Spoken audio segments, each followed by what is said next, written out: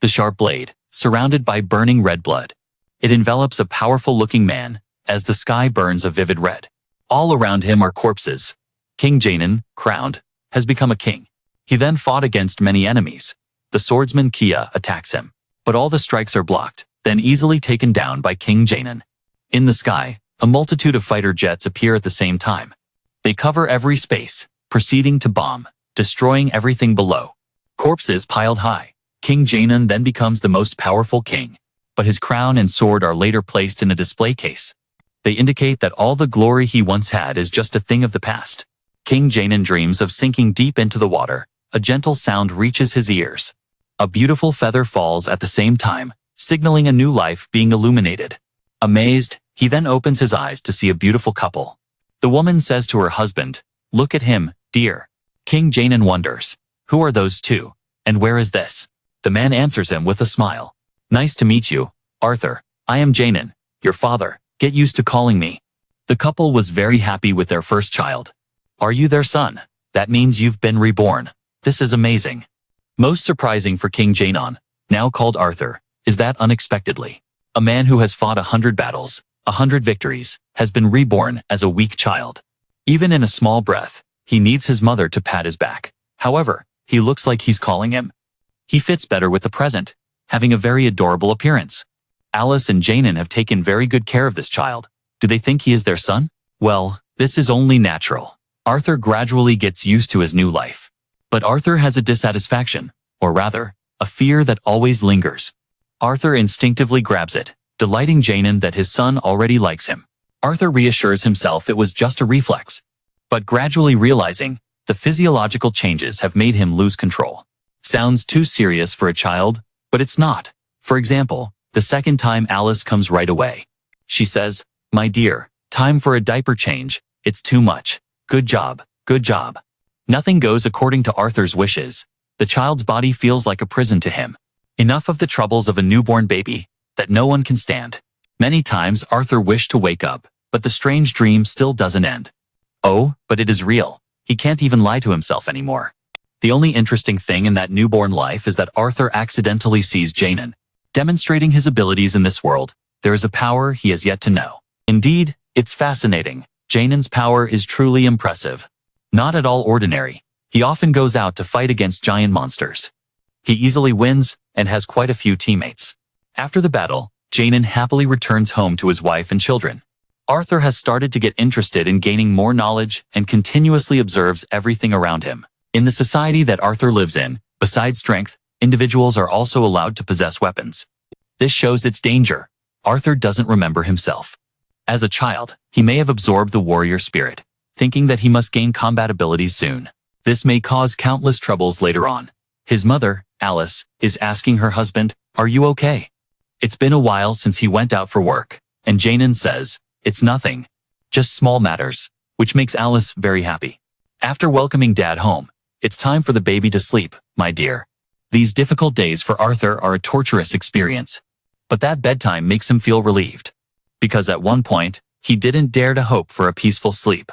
Unpleasant days, but perhaps this is the most unforgettable time for Arthur, quietly drifting into another day. His chubby hands are starting to learn to crawl. Alice warns her husband, the baby might hit his head on the wall.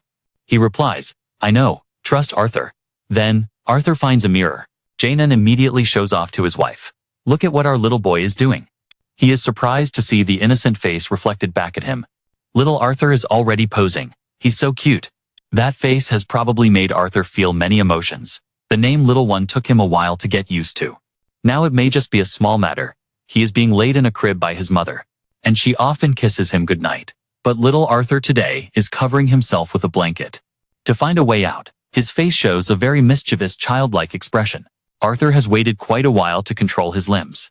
Just a little more, he must crawl quickly without Alice noticing. After that, Arthur successfully enters the study and takes out the first book. Knowledge is power. It's what he has always desired. The most important thing for Arthur right now is the knowledge of the world he is living in. Fortunately for Arthur from the start, the language here is not different from the old world. The book states that he lives on the continent of Decathen, home to 3 kingdoms. The first is the kingdom of Daver, the kingdom of dwarves, sprawling underground. Next is the kingdom of Illinois, the kingdom of the elf race deep within the forest. Finally, there is the kingdom of Sabin, where Arthur lives. Sabin belongs to humans, and has the largest population. Sabin is a monarchy like Arthur's previous country. The difference is that its throne is passed down by inheritance, not through conquest. Arthur is trying to get another book, to secretly evaluate his previous life in this world. It's still developing. One of the reasons, the technique that has not progressed, mentioned in that book, is magic. The book stated that there exists a type of energy in the world called mana. The ability to control mana is mostly hereditary. Only 1 in 100 is born with it. Arthur felt a sudden thrill as he read this. He learns there are 2 main ways to use mana: augmentation and conjuration. Augmentation uses mana to enhance the body, granting immense strength. Conjuration involves projecting mana outside the body to control it at will. Controlling it at will, Arthur recalled. The magic that Alice cast could assist Jaynon's spirit. Control here likely includes transformation of matter, the core element in utilizing mana. Each person's core is their mana core, and being able to awaken as a mage typically happens during puberty by gathering mana fragments. Hidden within the body, Arthur is seriously researching this matter. He knows there's something similar. It's called chi. The power he had in that world was awareness, control, and release of chi. There is a chi center that serves as the core for everything. Arthur comes up with the idea to train like in his previous life, to see if the knowledge from there could become his weapon. After a while, Arthur unexpectedly succeeded in gathering chi. Before he could rejoice, he was suddenly lifted up. Alice appeared, telling him to disappear. She was very worried about Mama. The response he received was a protesting, "Ooh." "It just started," Alice exclaimed in surprise. "What? Did she discover something?" There was indeed a discovery, but Alice found it out. She asked the little one, "Has Arthur pooped yet?" Arthur silently felt sorry for her, but he hadn't. Suddenly touching his bottom, "Oh, when did he poop?" He was extremely shocked and disappointed. How could someone like him make a mistake without even knowing? Why? Arthur sighed. Indeed, this body is a prison, while being taken away to change his diaper. The more he craved power, very quickly Arthur turned 2 years old. He is the cutest baby in the world, full of curiosity and very well behaved. "You are the cutest kid in the world, full of curiosity and very well behaved." The diary writes up to here. Alice suddenly realizes, actually, she and her husband have never seen the child smile. Feeling quite down, Arthur is now practicing swordplay. The more he practices, the greater his slashing power will become. Jaynon says he has great potential. "Call Alice and see this kid." But Alice appears with a very fierce expression, asking her husband, "What are you doing with the cutest Arthur in the world? Training with a sword?" The boy has just learned to walk. If Alice doesn't scold him, then when she does, it's endless. This is a kind of ultimate move from girls, you guys. It's so annoying that Jaynon has to join his hands and plead. After 2 years, Arthur understood the power dynamics of the couple in front of him. Or maybe this world is actually matriarchal. Holding the sword still made him feel tense. Alice then carried Arthur to the place he liked, where he could learn about the world. Through the types and quality of weapons, one can see the technical level at Sabin. And there are many types of materials that he never knew in his previous life. Moreover, being able to directly experience. Not seeing magic is an even bigger harvest. After letting Arthur play to his heart's content, Alice carried him back. The distance from their home to the market is not close at all. At this point, Arthur had even dozed off on her. He seemed very comfortable, still referring to his parents as that couple. Noticing that they took good care of themselves, even though life had many inconveniences. There was nothing to complain about. The feeling of having parents is like this, isn't it? In his previous life, Arthur was a child abandoned in front of an orphanage. He didn't know what the answer was, but he didn't hate this warm feeling at all. Arthur was picked up and now it's time to sleep. On the way, Alice whispered to him that she was very happy to discover he sneaked out of bed to find books to read. She was also happy to see his eyes light up when he discovered new things at the market. Surely he inherited Jaynon's blood. Alice hoped that one day her child would be like his father. She simply wanted to admire all the wonderful things in this world. But if possible, she hoped Arthur would choose a more peaceful path than his father. He really is small and adorable through her words. Jaynon seems not to be an ordinary person. Still often practicing in front of Arthur, he felt lucky. Because beside him was a living textbook. Thanks to observing, Arthur learned a lot. At this moment, Jaynon was trying skills related to sorcery, controlling the stones to float. He then asked his son if he was good at it. Arthur silently thought that using his hands would be faster. Alice appeared and said that the previous display was not great, but son, look how cool your dad is now. A moment later, he truly unleashed a punch, sending a series of blades flying. His kick even pushed the surrounding air back. The final stance made the ground tremble. Arthur of course knows that husband is a powerful enhancement sorcerer. Alice asked you, is dad good at it? Arthur replied, yes, he island. At this moment, you probably still could say very little, then it was time for bed. But look at that angelic face and those sparkling eyes. Alice couldn't refuse any longer. After she left, Arthur secretly smiled. He realized that using this method would always deceive the opponent. Over the past 2 years, through reading books, Arthur has absorbed countless knowledge and experiences. But perhaps his greatest harvest was the formation of the mana core. The way to create the core is to concentrate countless scattered mana pieces into a mass. That is extremely difficult, a testament to Arthur's effort and abilities so far. Even more than an adult, just one last piece remaining. Once merged, Arthur successfully created a shocking explosion. Jaynon had to panic and push his wife away, resulting in his back getting scorched. The house caught fire. Thankfully, Jaynon was fine, and Alice immediately worried for their child. The two of them rushed into the house to search, where destruction was everywhere. And then, in the final moment, there was an astonishing discovery that seemed impossible. Just a joke, right? Son, you're not even 3 years old yet. Alice ran over, still very worried, and got a moment's notice. Honey, Arthur, our child has formed a mana core already. Unbelievable. Arthur thus smiled as well. The days of hard work had yielded the expected results. This will be a significant step. Forming a mana core means he can practice one of 2 enhancement and wizardry techniques, practicing from such a young age. But at this moment, Arthur hadn't finished being happy yet, when suddenly, the ceiling collapsed from above, making him extremely startled. With short legs, he couldn't run fast enough. Arthur's last words were a bit careless. Could someone like me perish like this? Luckily, Jaynon and Alice returned. Alice was right beside him, timely rushing to the rescue, bravely supporting half of the ceiling. Shoving it aside, Alice was very happy after saving her child. Emotionally moved, the timely presence of the two. That feeling, that face made Arthur dazed. He realized it was true. His safety was protected by them. That is the role of parents. Alice then couldn't hold back her tears. Jaynon asked her, how is he? She replied, he's okay, not scared. He had also started crying. Together with his wife, after the accident feeling quite lucky, Arthur wondered why the two were crying. He had once envied his rivals. Having a family by his side, indifferent to feelings, Arthur's rational thinking believed that they had fulfilled their roles. But why were they crying instead of feeling proud? What do those tears mean? And what does that happy face represent? Arthur didn't quite understand, but he had shed tears, realizing this was something he couldn't learn from any books. Even the powerful king from his past life couldn't comprehend the strange emotion he was feeling now. And Arthur unexpectedly took the initiative to hug Alice, saying, Mama, please teach me, what is this called? In another development, in the past, a messenger was being convicted for a conspiracy aimed at the king's life. He was supposed to be executed. But the council decided to grant clemency, requiring him to return his family to their hometown and receive his sentence. There, the messenger pleaded his innocence.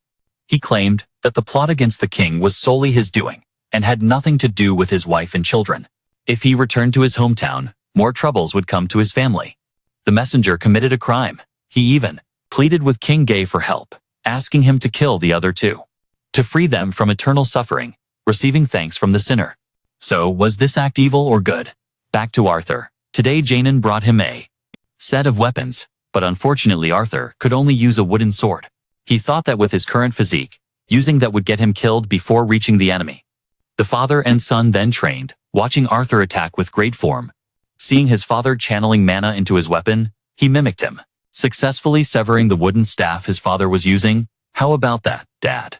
Little Arthur was indeed very talented. Jaynon then thought he should formally send him to a master. But Alice objected, saying it didn't look.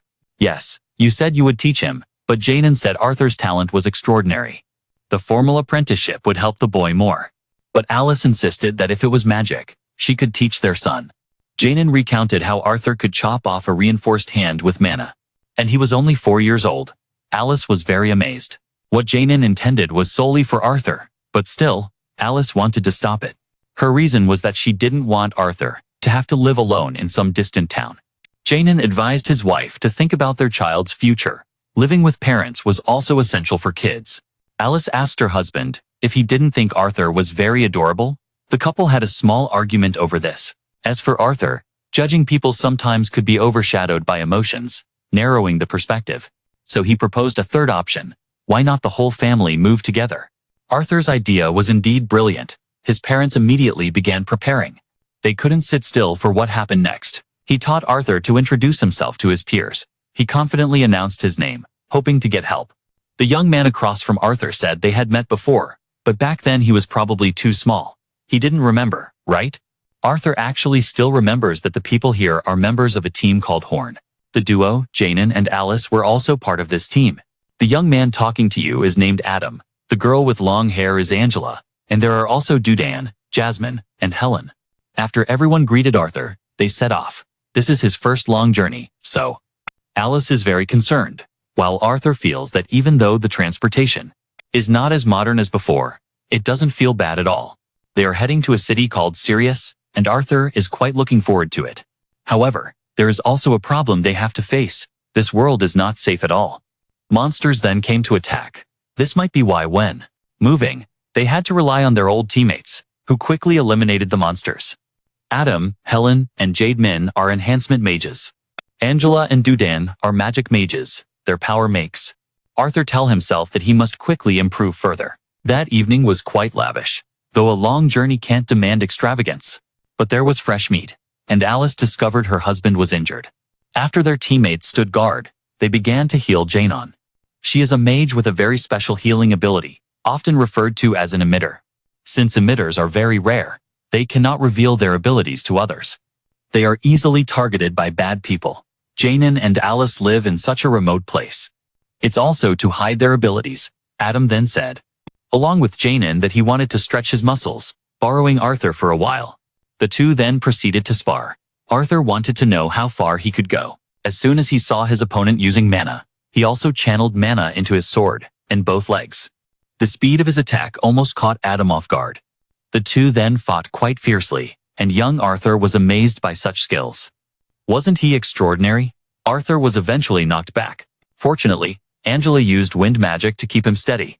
Adam was then scolded by his teammates but said that Arthur is not an ordinary opponent. Who knows what kind of hellish training he has been given?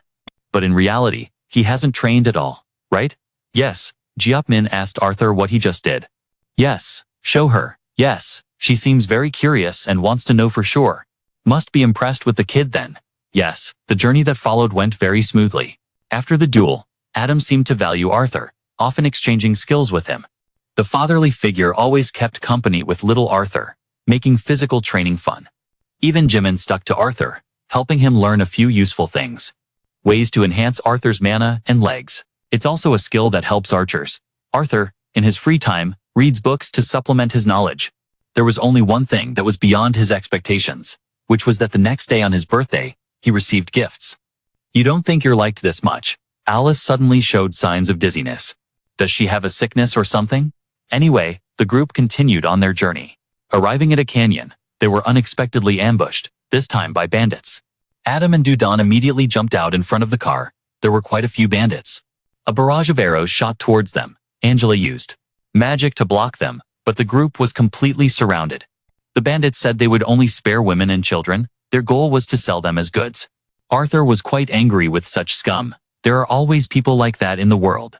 And at that moment, the ugly bandit leader ordered the attack. The gang charged forward.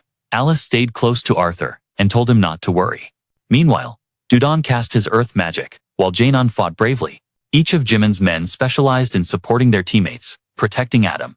A swing could knock a few bandits away, but Helen's speed of attack was extraordinary. Arthur noticed clearly. In terms of individual ability, they were superior, but there were too many bandits. Using a depletion tactic, Helen quickly became exhausted. Adam was the same. Quantity led to quality. Jaynon was the first to be knocked down. Alice, worried about her husband, got out of the car to heal him, but Jaynon said that a wound like this was nothing. To uncover Peter's identity, it would be even more dangerous. He urged Arthur to quickly take Mama away to safety. Arthur asked, "What is Jaynon saying? You're going to fight too. You have enough strength." Jaynon replied to use that strength to protect Mama in the womb. Alice is also pregnant. Arthur was shocked. He recalled Alice's unwell expression and confirmed what his father just said. Alice, and confirmed what his father just said. Thanks to that, brother too. These two words, brother, sounded very sacred. Arthur said he understood, and they quickly acted. Meanwhile, how could the bandit leader let such a fat prey escape? Advancing, Jaynon quickly blocked him, rushing to strike. Even though the opponent said resistance was futile, he said this time he would use all his strength to push the opponent back. Arthur's path was blocked by two bandits. He was lucky to have others supporting him. They told him to run. They were here already. Anyway, fleeing with Arthur was hard to accept. The one who used to take things away. So many like you must also fall into this predicament when being robbed. So isn't it cause and effect? After running a good distance, they were probably safe. Arthur thought so, not expecting. On the cliff above, there were people aiming at them, then unleashed a gust attack. Arthur panicked, quickly pushed Alice to avoid himself. They had to endure that blow. Blown off the mountainside, Arthur was furious. He couldn't let the one who harmed him get away. You threw out the knife blade that Jaynon used to wrap the birthday gift. Pulling the legs of the ambusher down the cliff. Dudan and Angela, the ones on the other side, saw the situation and panicked, quickly casting spells to save Arthur. Unfortunately, due to the great distance, their magic couldn't take effect. Arthur fell down the mountain, unexpectedly feeling his heart being filled. As if he could understand the heartfelt plea from that man. And the reason his parents cried in this life, he had no regrets about sacrificing his life to protect his family, yet tears streamed down as he thought. Thinking about not being able to meet again, this choice contained both joy and sorrow. Remembering that he was about to become an older brother, Arthur couldn't hold back his tears anymore. He fell down, while Long kept thinking. Not knowing what it feels like to be an older brother, a voice echoed. Found something beautiful. There surely won't be a second one. That's right, it's truly beautiful. These words were spoken by the AI. Meanwhile, Arthur was currently facing a strange giant monster. Something he had never seen before, even in imagination. What will happen to Arthur? Then, confused, he wondered what that thing was. Why are you here? As soon as he sensed movement, he jumped up, wanting to fight, but was immediately flicked away by the monster with a finger. The monster then said, "Little Arthur, still so young. And it is your ally."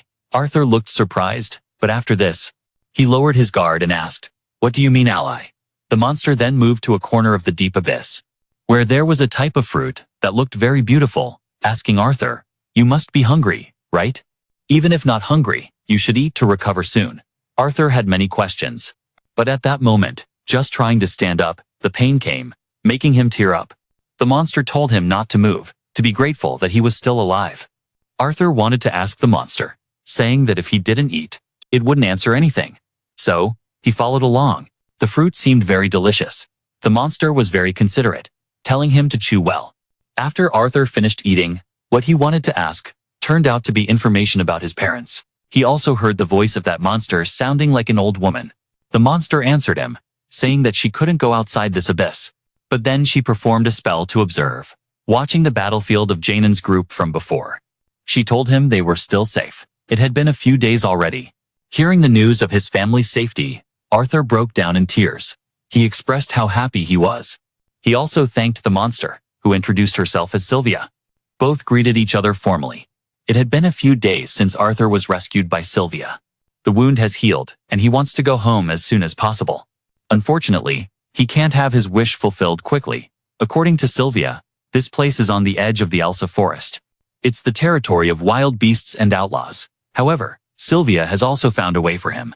"I understand you want to go home quickly, but I need to prepare a lot. If you want to tear through space," Arthur still diligently practices while waiting. Sylvia said it's good that he can still operate like this. Children always recover very quickly. Sylvia cares a lot about him, but she doesn't share anything about herself. The appearance of that strange monster had once scared Arthur a lot. However, contrary to her appearance, Sylvia is kind and warm-hearted. Seeing Arthur use the mana core, Sylvia was very surprised and asked if he could do that.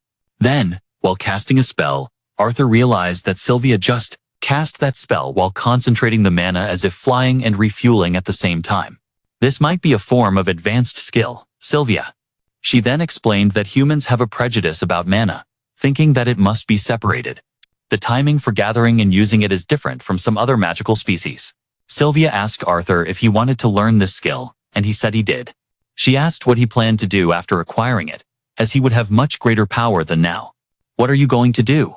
Arthur said he would bring death to those who take away the things he cherishes, immediately confirming with a strong snap. He asked her, why not? Sylvia said it's unacceptable. She wouldn't teach a child with a face like that. Arthur asked why. Wanting to defeat the enemy is only natural. He had become the supreme king in that way. But Sylvia asked what was on his mind. Killing like that, are you really happy? Then, he said he snapped a bit too hard. Asking Arthur if it hurt, he said it was nothing at all. Sylvia extended her claw, and Arthur was surprised. She said this hand could easily tear him apart. But it could also touch him very gently, asking which way he preferred. Arthur was sweating, saying he preferred gentleness. Sylvia felt the same, as anger and hatred can easily flare up.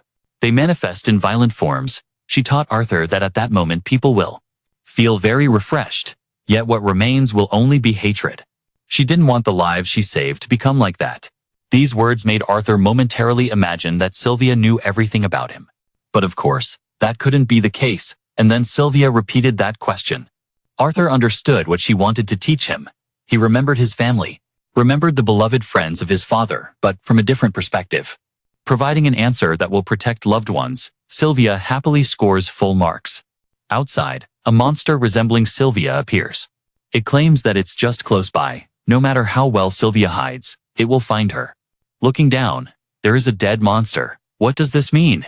Arthur has a memory of his glorious life as the strongest king, but true power over the land lies with the council, in a world where resources are scarce. With a low birth rate, sometimes the role of the king is merely a violent representative leading the war.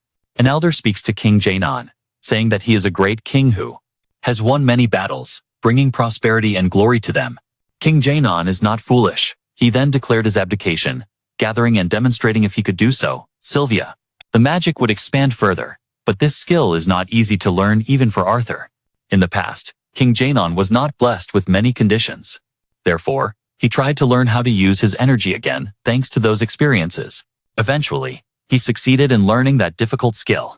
But right after that, Sylvia called him close and flicked a powerful flick at him, sending him deep into the rock, hiding from the flick accompanied by a protective mana. Sylvia asked Arthur to stay quiet. He looked out through a crack. Then, he saw the monster resembling Sylvia appear. She said it was quite impressive to find this place. It had followed the scent of the monster's blood. Eating Arthur had killed, now demanding Sylvia to come with her. Sylvia refused. The monster said that it had to be forceful. Casting magic, knocking the witch down, Arthur was very worried. Sylvia telepathically told him not to worry. She was fine. At this moment, Sylvia's opponent said the more she tried, the faster she would die. Sylvia replied that she should be allowed to speak. Then she stood up strongly, bursting out mana, and it seemed there was a seal within her that had cracked. The monster's whole stripped of its wings appeared. Sylvia revealed her true form, resembling a very beautiful celestial horse. She then attacked her opponent fiercely. He resisted, shouting that if she used her power, she herself would have to bear the consequences. Sylvia said she didn't care. She had lived happily enough, resolutely attacking, but her opponent was not ordinary. After trying to escape the beam of light, Sylvia shot forward, countering, as a series of magical orbs gathered to strike. Causing the entire area to tremble, Sylvia curled her wings, successfully defending, but anxiously looked towards Arthur's direction. Her gaze was detected by her opponent.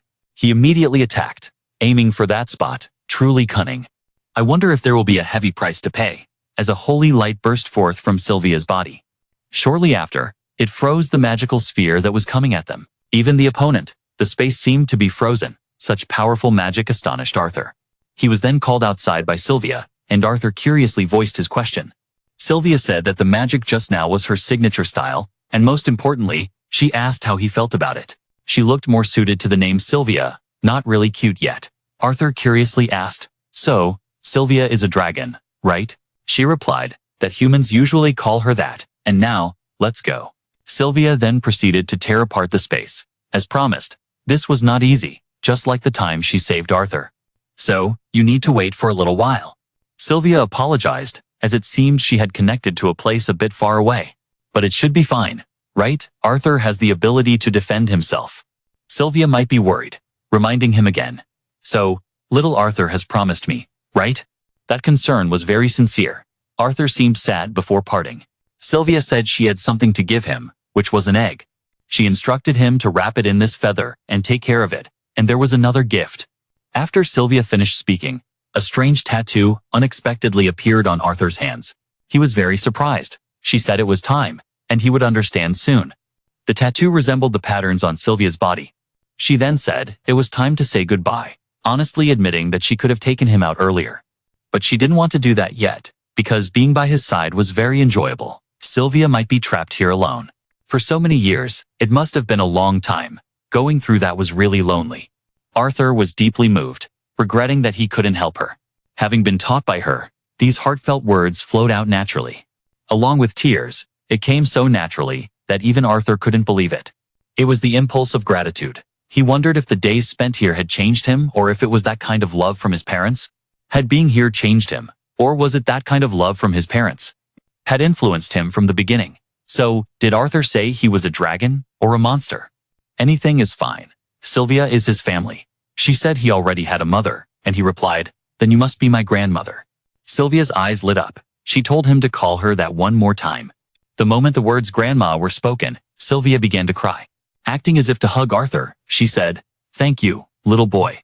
She then gave Arthur the egg into the feather, and sent him into the crack of space. Arthur suddenly turned back and said, I won't accept that. Grandma Sylvia, please come with me. But the time-space crack had already pulled Arthur away, quickly closing afterwards. Sylvia completes what she wants to do, and releases the space seal. The magic orb quickly flies to attack them, and Mrs. Sylvia spits blood and falls down. The monsters come to her as expected. I will escape, and at this moment, I speak to Sylvia that. You're being obedient now. Don't tell me you're dead already. For you, this is nothing. This is a fierce battle. Gentle as Sylvia is, she also uses schemes. She is just pretending not to have the strength to fight. Just as the opponent gets close, that monster fails to withstand a terrifying explosion. After that, will it help Sylvia eliminate the enemy? The voice that echoed from the beginning rises again in some space. Is this okay? That's enough. Thank you. I'll leave the rest to you. That's enough. I'll take care of it, Arthur. While continuously teleporting, recalling Sylvia's words of comfort. Advising you not to be sad, because this world is full of such things. Therefore, we must turn them into smiles. Arthur asks, how can we do that? She says right now you can't, and that's okay. Just take it one step at a time. That is her wish. Sylvia reveals a secret, telling you that you will definitely be able to do it. Because you are the Supreme King, it turns out she knows all the last words sent to King Jaynon. Not to let your heart be consumed by hatred. Sylvia prays for light to illuminate a new life. This Supreme King has been hard to obtain. Don't tell me She Island. What Sylvia's identity is, remains uncertain after the teleportation ends. Arthur's face is soaked with tears, saying that he understands now. Sylvia just got through her sadness, that it was burning. Suddenly, a scream echoes from somewhere in the forest. Arthur immediately channels his magic down to his feet. To sprint forward to observe closely. Of course, during that process. Be very careful not to break the egg. Soon after, Arthur discovers a group of kidnappers covering the mouth of a child from the tribe. They want to sell her for the price of this tribe. The black market price is very high. The scene before him reminds Arthur of a memory. He shouldn't remember the time he and his family were stopped right in the middle of the road. Because the traffickers were aiming for his mother, feelings of anger surged, causing Arthur to gradually lose his composure. However, the two words not enough, that she mentioned earlier, reappear in his mind. She had warned that she wouldn't teach a child to show too much emotion on their face. That's why now Arthur needs to regain his composure. Shaking off all negative emotions, and dealing with the slave traders in the best way possible. Thus, by evening, those people were forced to stop to rest and eat. According to the current route, Arthur can guess that our destination island, the city of humans, but if we just wait until we arrive, the safety of the girl will not be guaranteed. These bastards lost their humanity a long time ago. Therefore, Arthur must be prepared, waiting for the moment the enemy is most off guard. In the blink of an eye, the sky has turned dark. Arthur suddenly looked towards the wolves, pulling the cart, and wondered why these creatures obediently obey humans like this. Upon closer observation, he realized it was thanks to the magical collar around their necks. Though he didn't want to, Arthur would use the wolves to get the job done. First, He threw a stone down to make them howl in fear. Sure enough, a human trafficker stepped forward and stomped right on the head to force it to shut up. At that moment, Arthur quickly jumped down right behind him, simultaneously channeling magic into his fist and taking out the first guy before he could react. Next, he took the knife from that guy's body to take the life of the second one. The method would, of course, be very brutal, but without doing so, it wouldn't be possible to finish quickly. The third guy appeared quite unexpectedly, so he was caught off guard. Arthur didn't have time to eliminate the aftermath, only disabling one of his legs, leaving him temporarily immobile on the ground. Hearing the scream, the leader quickly stepped out. He didn't care about his comrade who had just been killed, only interested in knowing that the child in front of him was a magician. He was only interested in knowing that the child in front of him was a magician. This was a potential golden goose that he couldn't miss.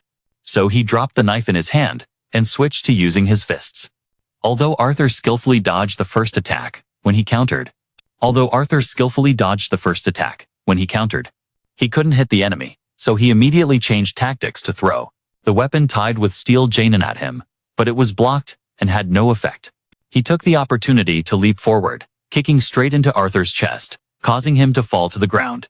He could hardly achieve a miracle when fighting an opponent who knew how to use magic. With this tiny body, there was no way other than playing tricks and dirty plans. The moment he let his guard down, Arthur shot fire at his legs. Then he threw the knife again, controlling it with steel Jaynon. In the end, he took his life. As for the limping guy, Arthur wouldn't spare him either. No matter how much he begged, it was all over. Arthur then got into the carriage and untied the victim. But looking at the girl's face, he didn't understand why that familiar figure appeared before him. After a moment of daze, Arthur brought her outside. Suddenly the girl worriedly asked if he was okay. "You're hurt," reminded Arthur, finally noticing, to him, those wounds.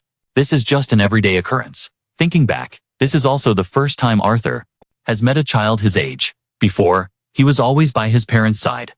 Otherwise, it would just be a gathering of adults. Speaking of which, Arthur suddenly realized he hadn't covered up the corpses. He couldn't let children see things they shouldn't see. Although Arthur himself was still at child's age, it couldn't be considered that way. When the girl asked where the kidnappers were, Arthur could only think of a vague excuse that they had an unfortunate accident and were all gone. Then, finishing his sentence, he said they would perish on their own, and he didn't have time to worry. However, she took the initiative to grab Arthur's hand, insisted on not being left behind, but she wore a pitying expression, as if begging not to be left alone. Yet, Arthur still needed to go home. As long as the bad people wouldn't chase her anymore, that was enough. The girl then changed to a sulky expression, implying that he shouldn't leave a cute girl like her in the woods like this.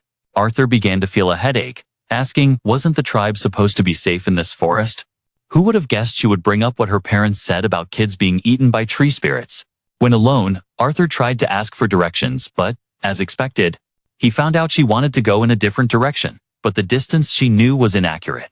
Why did they get lost in the first place from chasing insects? Just typical child behavior, so he couldn't really blame her. Arthur had to grit his teeth and endure, helping her all the way. The fastest way to move now might be with the wolves, but he didn't know how to control them. Just when he was about to send the whole pack away, this girl yelled to go back into the forest. Arthur hadn't even reacted yet when the girl removed all the magical collars. He thought the wolves would get agitated and attack, but surprisingly, they gently moved away, which was strange. Arthur was truly quite surprised, which made him smile, acknowledging that this girl was right. Just like that, the two of them moved together until the next morning. Exhausted, they finally stopped to cook some convenient food, also to interact with each other. A few casual introductions revealed that the girl's name was Tessia. Arthur kindly handed her a bowl of hot soup, reminding her to eat to have the strength to continue. As soon as he finished speaking, he suddenly remembered that his grandmother used to say similar things. Even though they had just met, she took care of him as if he were her own grandchild. Perhaps that's why Arthur has such a loving nature now. But it seemed that the food didn't quite suit Tessia's taste, which was understandable. Here, it was just boiled dried meat with salt water. Adding some herbs would probably make it easier to eat. Here it's just boiled dried meat with brine, but now with some herbs it should be easier to eat. As for Arthur, he's already too used to such makeshift meals. He only thinks about how to eat enough nutrition, that's all. Delicious. Looking over at Tessia, it really shows she's just a child. She insists it has to be sweet. Well, Arthur quickly changes the subject.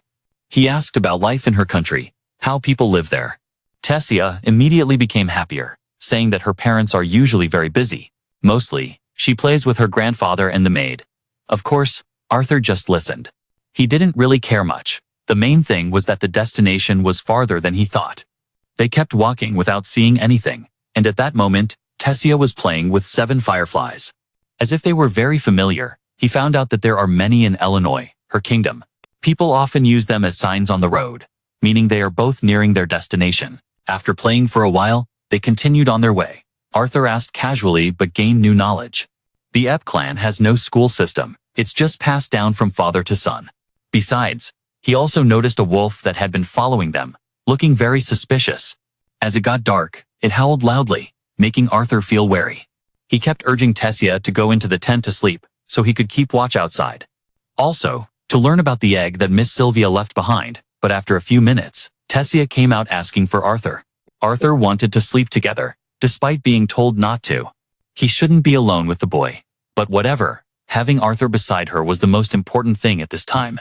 Of course, the guy wouldn't indulge in such unreasonable demands. It's just that Tessia kept finding excuses for him to come into the tent. Clearly this little girl was scared of ghosts. Well, whatever, the goal has been achieved. Tessia then asked some confusing questions about human men, and that AI is also perverted. And they have many wives, right? Arthur was at a loss for words. Just as he was about to retort, he realized she had fallen asleep without him noticing. The next morning, Arthur also took the opportunity to sleep to regain energy, before continuing to take Tessia home. Honestly, he was quite annoyed for wasting so much time on this pointless escorting. But now that they were in it, leaving her in the middle of the market wouldn't be right. And then an unexpected thing happened. Arthur's manicure suddenly felt a sharp pain, causing him to collapse right in the middle of the road. Tessia, worried, immediately ran to pick herbs to apply, knowing it was a good intention, but she went alone. Arthur was uneasy, but the pain kept increasing. It had drained all of his strength, leaving him unable to do anything else. Just then, the wolf showed up at the right moment. Was it really his time to go? Fortunately, it was just that Arthur was too cautious, as it had good intentions wanting to repay him with a wild boar. Therefore, that night, Arthur and Tessia had the most delicious barbecue. Tessia even showed off some mushrooms she had picked while looking for herbs. From the advertisement, they seemed non-toxic, yet right after taking a bite, Arthur ended up spending an hour in the bushes. Just like girls, the prettier they are, the more they deceive people. That's why that night, Arthur had no strength left to keep watch.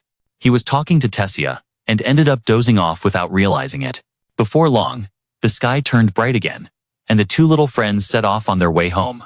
Back to Illinois, and coincidentally, they had actually reached the border of the Ep tribe. This means that just crossing here would get them there. But as soon as they crossed over, Arthur was captured by soldiers, while Tessia just stood by and had no intention of rescuing him. He wondered what the hell was going on, a bitter feeling of frustration rising within him. Was his kindness exchanged for betrayal? The guards demanded. They asked him to explain why a human dared to trespass on their sacred ground. Arthur's gaze turned to Tessia, desperately seeking her support. But her terrifying silence was like a knife stabbing straight into his fragile trust. The truth was that Tessia was also struggling internally. After all, she was just a girl. This sudden turn of events left her feeling confused, until a soldier roared, threatening to finish off Arthur. Tessia finally snapped back to reality. She shouted loudly, demanding him to stop with her young but firm voice. Nevertheless, the soldiers remained stubborn, believing Arthur must have used some dark magic to enchant her. The princess made her think she was being rescued amidst the rising tension.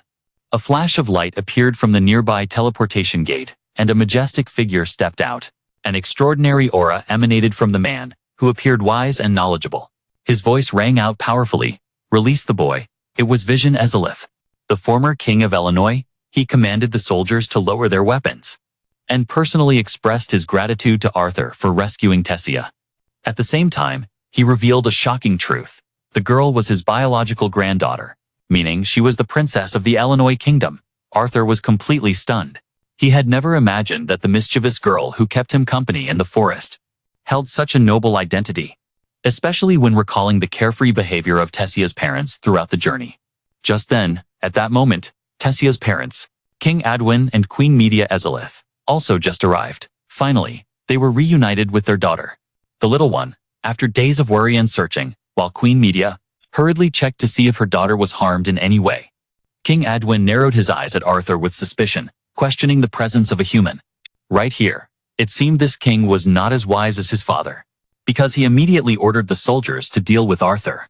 Once again, Vision had to intervene, reminding them that he had ordered the soldiers to cease and explained clearly. Arthur was the one who saved Princess Tessia, despite the fact that he was just a human in their eyes. Tessia quickly echoed his words, pleading with her father not to harm anyone. "You saved me," and even boldly suggested inviting Arthur to the castle. The idea of a human entering the palace made King Adwin hesitate for a moment. But Tessia didn't bother waiting for permission. She ran to grab Arthur's hand, playfully enticing him that if he comes along, the royal chef will prepare his favorite desserts.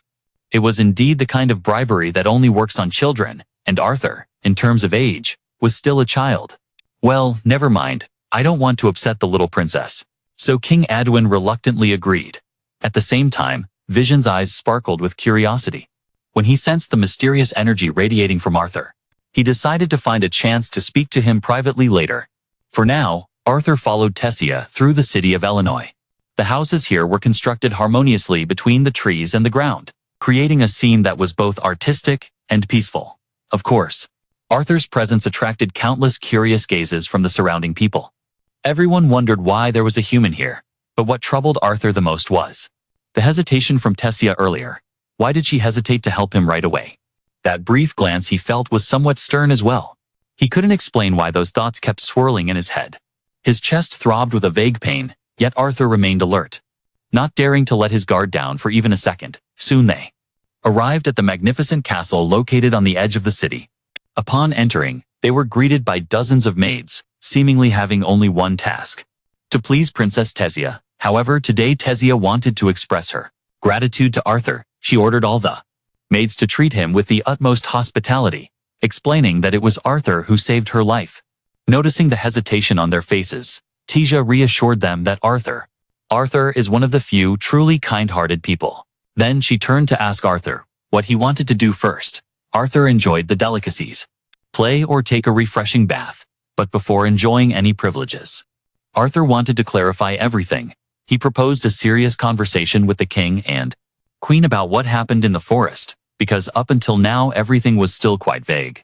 He invited the royal family to the meeting room for discussion, only Tessia seemed to still be lost in her own world, innocently bringing tea and pastries to invite everyone. Perhaps she thought this was simply a tea party, overlooking that innocence. King Adwin officially introduced himself, his wife Media, and his father Vision. In response, Arthur introduced himself, saying he was just an ordinary child from a remote village in the Sabin kingdom. He bowed politely before Adwin, expressing his astonishment and gratitude as a commoner like him, having the opportunity to meet royalty, even sitting in the same room as King Illinois. Adwin was somewhat surprised by Arthur's polite demeanor. Although human, he gestured for him to continue, and Arthur began recounting the details of his journey, including being separated from his family. He was honest with the king but still kept some secrets, such as his encounter with Syria. However, when the story mentioned Arthur discovering Tessia was kidnapped by a group of slave traders, the atmosphere in the room immediately grew heavy, and Adwin seized this opportunity to blame all of humanity for the actions of those slave traders.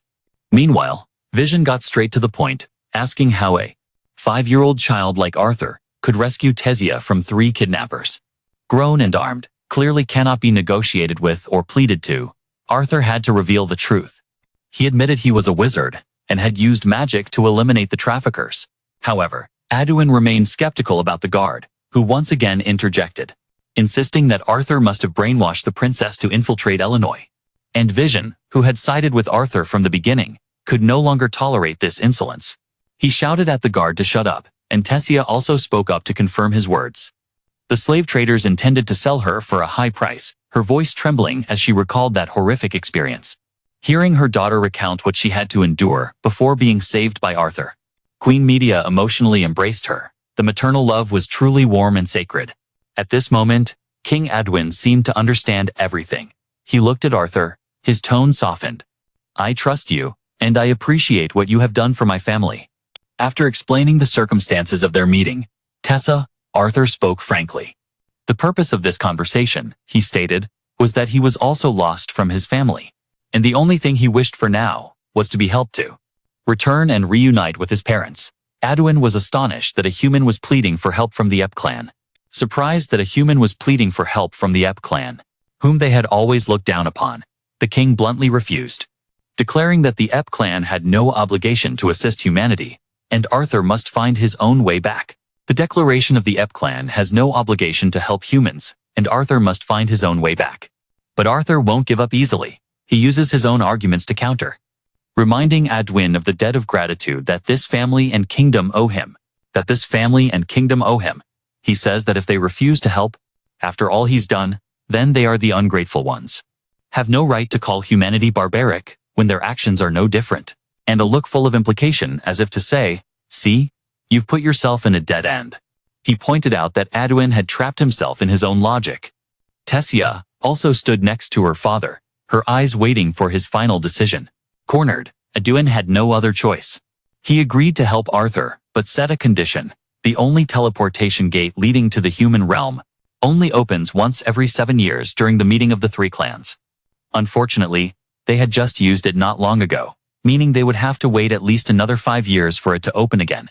But 5 years was too long for Arthur. He couldn't wait that long to see his family, and Aduin seemed to understand that. So he proposed another option. He would send soldiers to escort Arthur back overland. The journey would begin tomorrow. Arthur felt a bit relieved when he heard that, but just then, the sharp pain in his chest unexpectedly returned. He tried to leave the meeting room to take a shower, hoping the warm water would soothe the pain, but it lingered on. After finishing his shower, he hugged his chest, trying to understand the cause and how to treat this strange pain. His mind turned to Siva, silently asking her for ways to cope. Unfortunately, the answer hadn't come yet. Arthur decided to take a walk around the campus. Along the hall, the fresh air here seemed to ease the pain somewhat. He thought about his parents, causing the longing for them to swell up intensely. He reassured himself that his parents were very strong, so they would surely be okay. Then he suddenly looked up and saw Tessia happily beside the king and queen. A worry suddenly crept into his heart. Would his family welcome him? Would they be as warm as he was? Or would they be angry for disappearing for too long? The endless thoughts overwhelmed him, leaving him standing dazed until Tessia ran over, and Arthur involuntarily teased her. The little girl was a pampered princess. He told her to return to her parents' care. Then, he confided in Tessia his fear about whether his parents would still love him and accept him again or not. Tessia gently placed her hand on Arthur's cheek. She scolded him for thinking such nonsense. What parent wouldn't worry about their children? When Tessia hugged Arthur to comfort him, bluebell petals glimmered. Gently falling around them, she pointed to them and explained what kind of flowers they were. Looking into Tessia's clear eyes, Arthur suddenly remembered the moment at the city gate when he had doubted her betrayal, just because of a similar glance. Now you feel relieved, because that doubt was a mistake. However, these flowers seem strangely familiar to Arthur. He sinks back into his thoughts, trying to identify this feeling. What Tessia sees are the shimmering petals, but in Arthur's eyes, they are a type of sophisticated weapon, something he faced in the past. He suddenly apologizes to Tessia, surprising her. Suddenly, those glowing specks rush towards him. They come so fast that Arthur is startled and reacts. He quickly catches them, takes them, and throws them back at the one who threw them out. To his surprise, that person is Vision. Arthur is stunned, questioning why he would attack his granddaughter. Vision simply smiles mysteriously, replying that, who could be harmed by something like that? Tessia hurriedly runs to her grandfather, begging him not to tease Arthur anymore, insisting that Arthur is a good boy.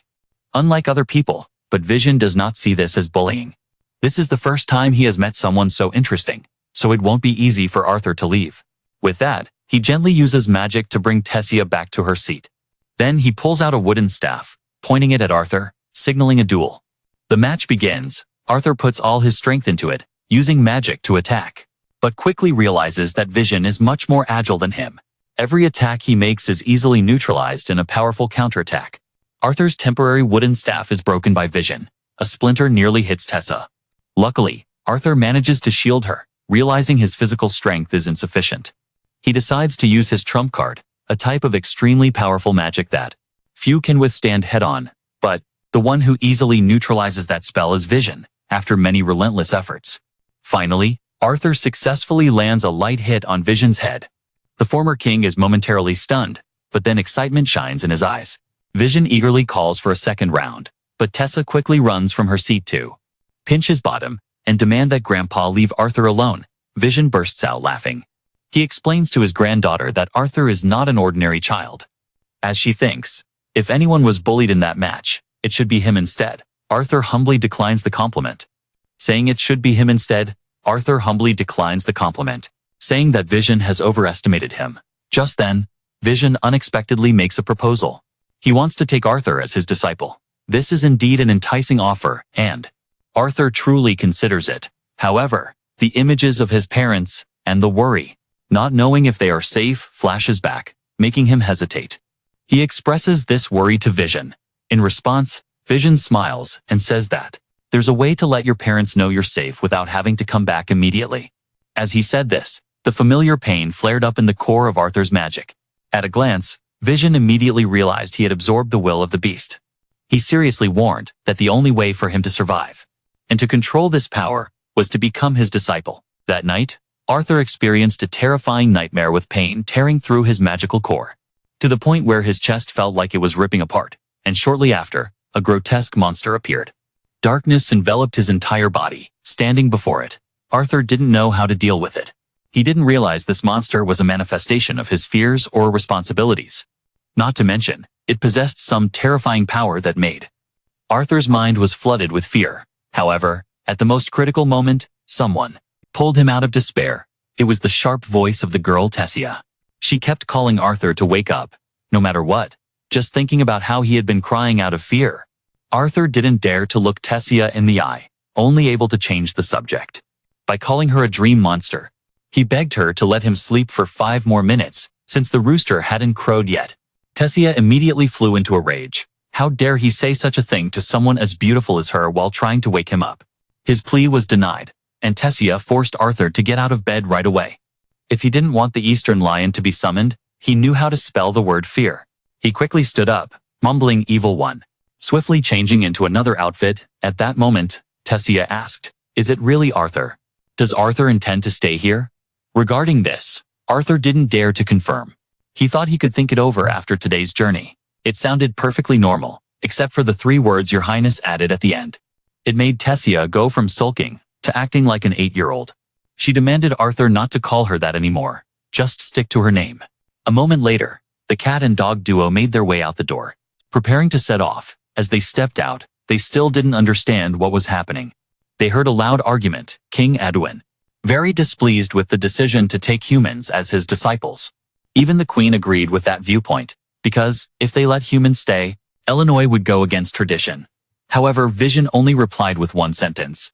"Dad likes that kid. How can you complain about it?"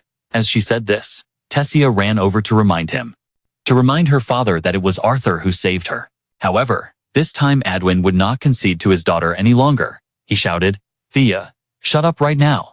And no matter how much Edwin grumbled, after walking a bit, Tessia began to drift into sleep. Arthur will of course stay awake the whole way, because he wants to ask Vision a lot of questions. However, he doesn't quite like the way you call him this guy, that guy.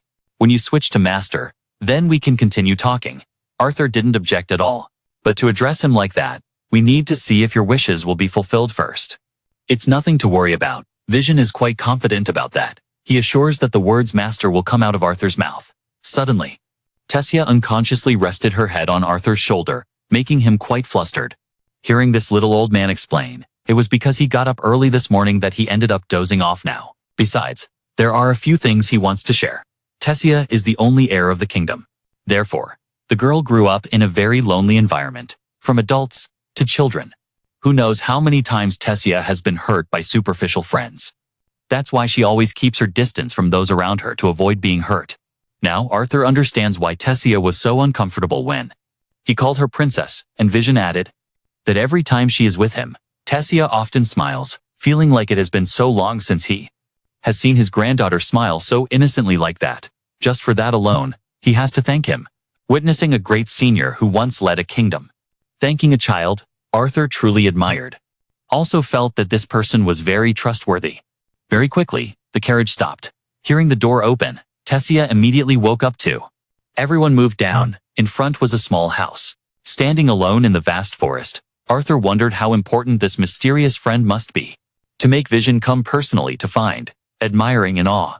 Suddenly, the old man kicked the big door, calling out, "Where's that witch? Come out and show yourself." After not hearing any movement for a while, he leaned in to listen, and lo and behold. The moment the door swung open, there was Ra along with Mrs. Jin's loud curses.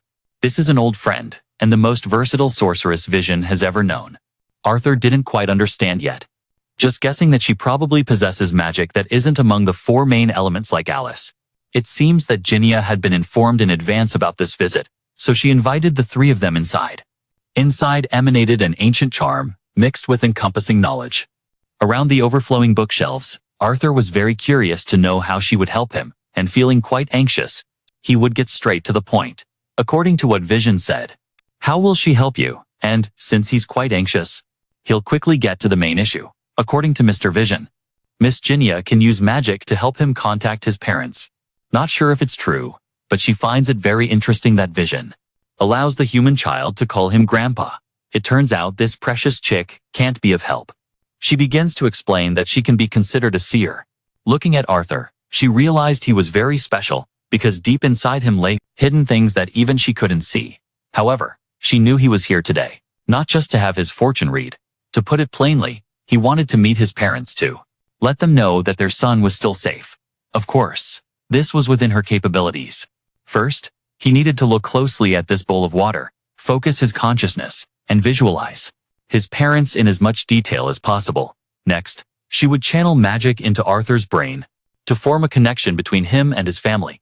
Regarding his mother, she had shiny chestnut hair and slightly tanned skin. She radiated a very soft and warm atmosphere. She always furrowed her thin eyebrows whenever she was worried. As for his father, he had soulful blue eyes. At home, he was very relaxed, but outside he looked every bit the warrior. A charismatic leader. Today, Arthur's mother made her usual stew. This was a favorite dish of both her husband and her son Arthur. Moreover, it was also the boy's birthday today, so the mother's mood was indescribable. She remembered the painful moment when she called out her son's name.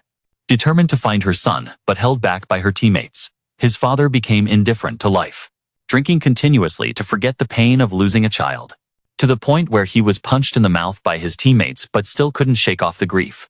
On the way home, he always hugged his wife tightly to offer some comfort. Then, when they got home, he tried to maintain his composure in front of the soldiers.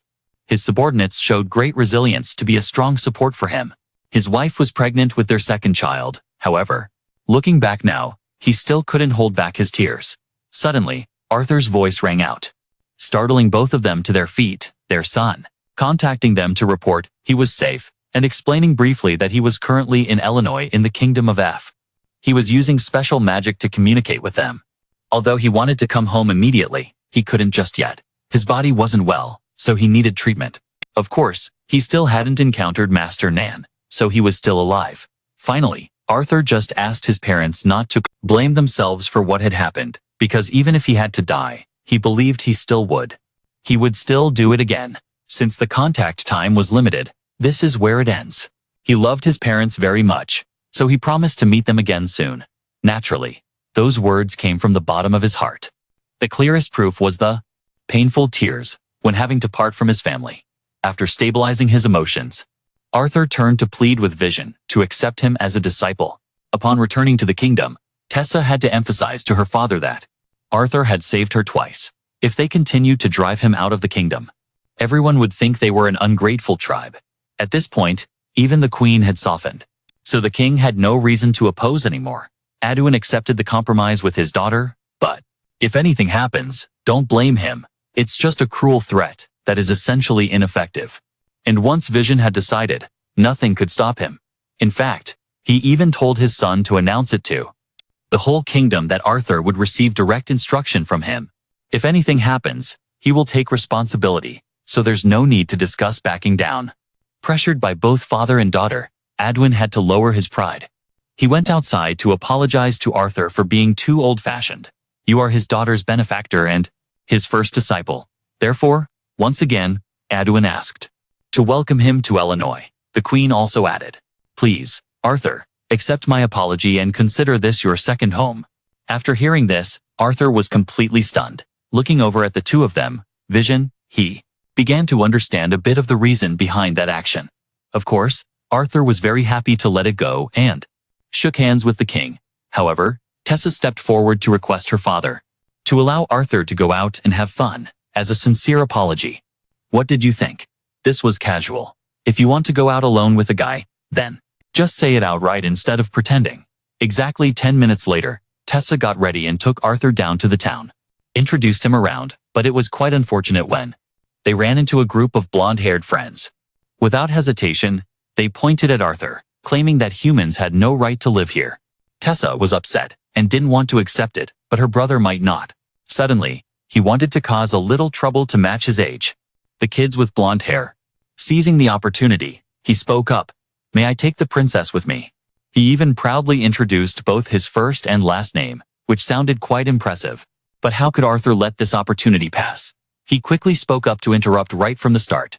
He acted surprised as if he knew the lineage of the blonde. The young man heard this and puffed up with pride, but before he could feel proud for too long, he quickly drooped his face as he sensed something was off. It turned out that the god of fate had purposely misread the surname of the blonde. And whether it was famous or not, it didn't stop there. Arthur praised his opponent to the skies, saying he was in front of an unparalleled genius without realizing it. But now, what good were those words? Clearly, they were just meant to provoke. He thought that would end the matter. But the young man said he understood all those sarcastic remarks. It made him freeze in place. This kid isn't actually stupid. It's not that he's dumb for a long time and hard to train, but how can he handle it? Just as he finished his train of thought, he threw down the towel and asked for a duel. At this point, betting with honor is hard to refuse, not to mention the issue is very important to him. The people in this world gathered together. Their expressions couldn't be more serious. The young man who was a fool thought he was cool, still bragging that his father taught him to never let anyone trample on his honor. So, he observed the situation, saw that it seemed off, and agreed to fight right away. After the princess's command to start echoed out, the guy with blonde hair charged straight at the opponent like a hungry tiger, boasting he would knock the opponent's parents out. But life isn't like a dream. He didn't even get a chance to throw a punch. He was immediately hit in the face and fell unconscious right on the spot. The princess saw this and was quite pleased, holding hands while pulling her crush. Running really fast forward, with a smile like this, who wouldn't fall for it? After going to the library to read and shopping together, the two decided to find a place up high to stand and talk. Here he suddenly remembered the old man's advice about the journey ahead, specifically the training of monsters. It will be extremely difficult. It's like putting oneself into a pot of boiling plastic. But if he can really persevere and get through, the great rewards will definitely come. Additionally, the old man also advised him to temporarily forget about the pain from the manicure. Arthur looked sad on the outside, but inside he was really looking forward to it. After all, he has gone through all kinds of storms.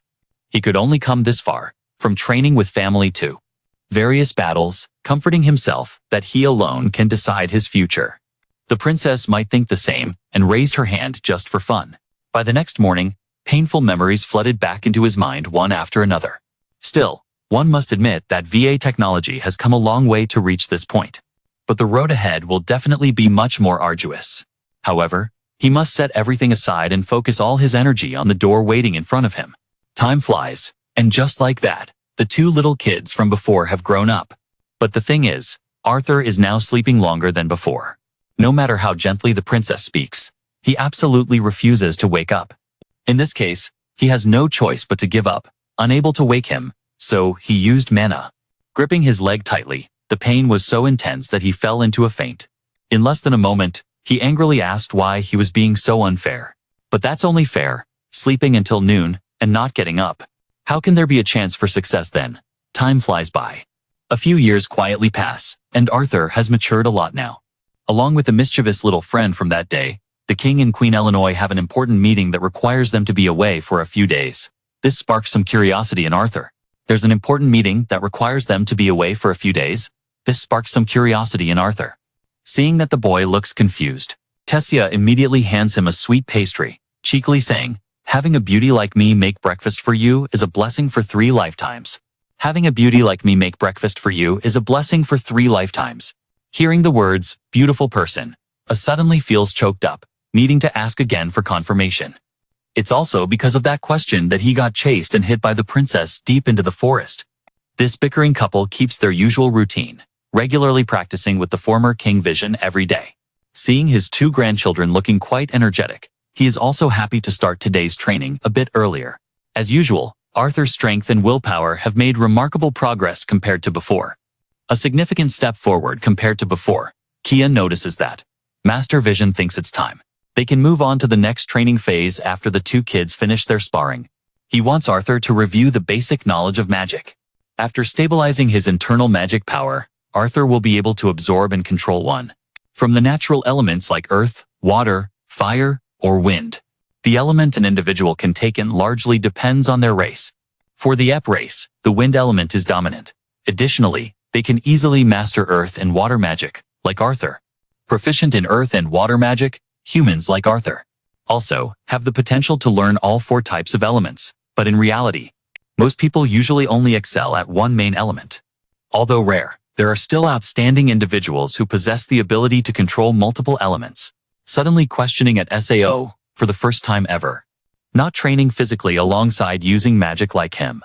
Elder Vision briefly explains that Arthur's body is still weak. But the beast will within his core of magic is incredibly strong.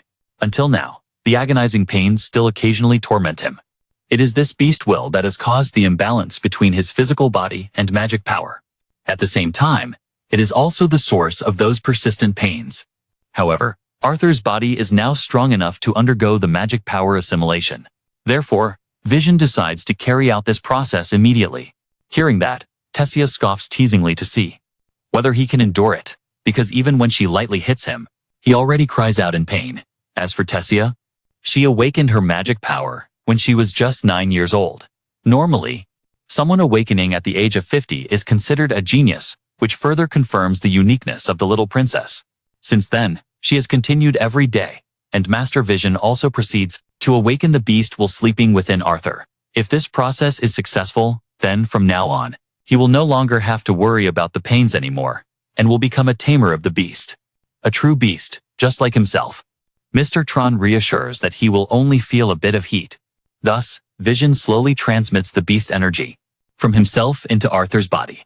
Shortly after, the beast will within him awakens. However, its power exceeds the expectations of the 2 Ep family members, causing both to be pushed away by a massive surge of energy. Arthur also suffers backlash, as that immense power explodes violently within the former king's body, unable to believe his eyes. The beastly will inside this kid is a terrifying existence. A shocking truth that left him utterly stunned. Arthur was unconscious, sleeping straight through until evening. Master Vision was extremely worried, staying by his side, and also wanted to learn more about the connection between his student, this special beastly will. Arthur didn't want to reveal too much about Sylvia, only mentioning that it was a dragon. Hearing this, Vision was even more astonished, because that legendary creature was thought to have disappeared from the world thousands of years ago. Despite his doubts, what he had witnessed with his own eyes forced him to believe. He also sternly advised Arthur not to reveal this secret to anyone, as the dragon's will within him would surely become a trigger for unnecessary conflicts among the powerful forces. Additionally, Vision brought news that, in just 4 months, Arthur would be able to leave Illinois. It should have taken another 2 years for the gate. The teleportation gate had just reopened, but due to the 3 kings, the kingdom began organizing exchange programs for the youth. This would be a great opportunity for Arthur to return home. Upon hearing this news, Arthur felt a vague sadness. The time spent living here had truly been wonderful. Besides Tessia, he hardly had any friends. Now, he was about to say goodbye, which was indeed difficult. Master Vision patted his head, telling him to just rest, as starting tomorrow, the training schedule would become more rigorous. Very much. Until the day he left, he also said that Tessia understood the situation, so he didn't need to worry too much. That night, Arthur tossed and turned, unable to sleep. The thought of the short 4 months left kept swirling in his mind. Suddenly, the egg that Sylvia had given him unexpectedly cracked. Arthur was a bit startled, but then was utterly amazed by a tiny, incredibly cute creature. Crawling out from inside, it was obviously a baby dragon. Although it looked a bit different from what he had imagined, it seemed very intelligent, as if it understood everything Arthur said. Just as he was filled with joy, Arthur was suddenly bitten hard by the little darling. causing him to scream loudly right afterward. A strange dragon mark appeared on the bite, as if it had recognized him as its master. Moreover, this bond also allowed them to communicate with each other through telepathy that, without needing to speak, Arthur decided to adopt the baby dragon. He named it Sylvia, as a way to remember Sylvia. Tired after a night full of events, both quickly fell into a deep sleep. The next morning, he stopped by to call Arthur, then suddenly discovered a pitch-black creature that was incredibly adorable. Without a moment's hesitation, she immediately picked up Sylvia. The little dragon struggled to resist, and Arthur, its master, seemed indifferent, which made the little one even more annoyed. Tessia rarely saw such a strange and cute creature, so she continuously tried to lure Sylvia towards her. Arthur had to remind his friend not to look at his pet with the gaze of a predator. After Arthur took Sylvia to show Master Vision, the old man was once again shocked when he realized that it was truly a dragon. He thought to himself, at this rate, I'm going to die young from constant shock. It seemed that Arthur successfully harmonizing with his beastly will was the catalyst that caused the dragon egg to hatch. However, Vision also reassured Arthur that there's no need to worry too much, as dragons are creatures that only exist in legends. No one would believe Sylvia is a real dragon. They would just think it's some sort of rare creature, because Arthur had awakened the beastly will. Therefore, that day's training was completely different. He would have to train both the magic core and the beast core. The most effective way, according to Vision, was actual combat. Saying that, Master Vision transformed into a beast form, causing Arthur to feel an immense pressure and threat. The notable thing was that in this state, Arthur could not sense Vision's presence at all. The former king moved as fast as a gust of wind, making it impossible for him to resist. He had to surrender, or if this continued, he would definitely be done for. The beast within Vision was a shadow leopard. It had reached the pinnacle of controlling elemental wind. At the same time, it could use advanced magic to manipulate sound. No wonder, every step he took made no sound at all. However, the drawback of this state was that it consumed a lot of energy. After explaining, the two of them began to fight at a basic level first. A few days later, Arthur gradually grasped how to use the beastly will within him. The intense pain in his chest had completely disappeared. Moreover, it helped him keep up with the astonishing speed of the master during the short remaining time in Illinois. Arthur wanted to focus on training tirelessly, while also cherishing the happy moments with his best friend. One day, getting a break, the two children decided to go out for a stroll. Just like the old script from their first meeting, the golden-haired Felix appeared again to cause trouble. Ever since the time Arthur knocked him out, he has never forgotten your name. On the contrary, Arthur doesn't even bother to remember who Felix Island. This only makes him more frustrated. To help Arthur remember, Felix immediately challenges him to a second duel, and the outcome is no different from the first. When easily knocked down by a punch, Princess Tessia has to step up and introduce herself. Reintroducing herself, so Arthur can recall an old acquaintance. Arthur chuckles, taking the initiative to shake hands and make peace, and Felix accepts as his friends urged him to. In fact, after being beaten up, Felix really wants to be friends with Arthur, but doesn't know how to start. Furthermore, they also mention that all three will soon participate in an exchange with kids from other kingdoms. As for Tessia, with her identity as a princess, she will have to stay behind to ensure safety. This makes her a bit sad. At this moment, Felix, feeling bored, opens his mouth to tease. The princess is too weak to go. She doesn't hesitate to immediately deliver a blow to make him understand the situation. Arthur has no choice but to intervene, quickly pulling his stubborn friend away. Afterward, he reminds her that as a princess, she shouldn't casually hit commoners like that. After that, he suddenly remembers that he himself has no way to say that, and Tessia looks a bit sad, clearly thinking about Arthur having to return soon. She herself can't join the exchange trip with everyone, and on top of that, she gets scolded by Arthur. This makes her feel hurt and cry before running off, and the little dragon Sylvia sees that and uses telepathy to urge her young father to do something. So, waiting until nightfall, Arthur secretly brings fireflies to release, filling Tessia's room with them, creating a sparkling and magical scene. After that, the two of them take a walk in the forest where adults usually warn them not to go. But Arthur thinks that if they happen to encounter the kidnappers, they can just run away. Moreover, the pack of wolves they released back into the forest has now become friends. So there's nothing to be afraid of. After stargazing for a while, Tessa starts to feel sleepy. And she even pretends to be scared of ghosts, which is quite cute. The girl curiously asks about the human kingdom. But Arthur doesn't know much either. He grew up in a remote countryside area and has never set foot in a big city before.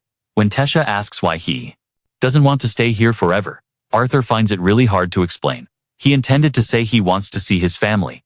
But when he turns around, his friend has already fallen asleep without him noticing. Quickly, the 4-month deadline finally comes to an end.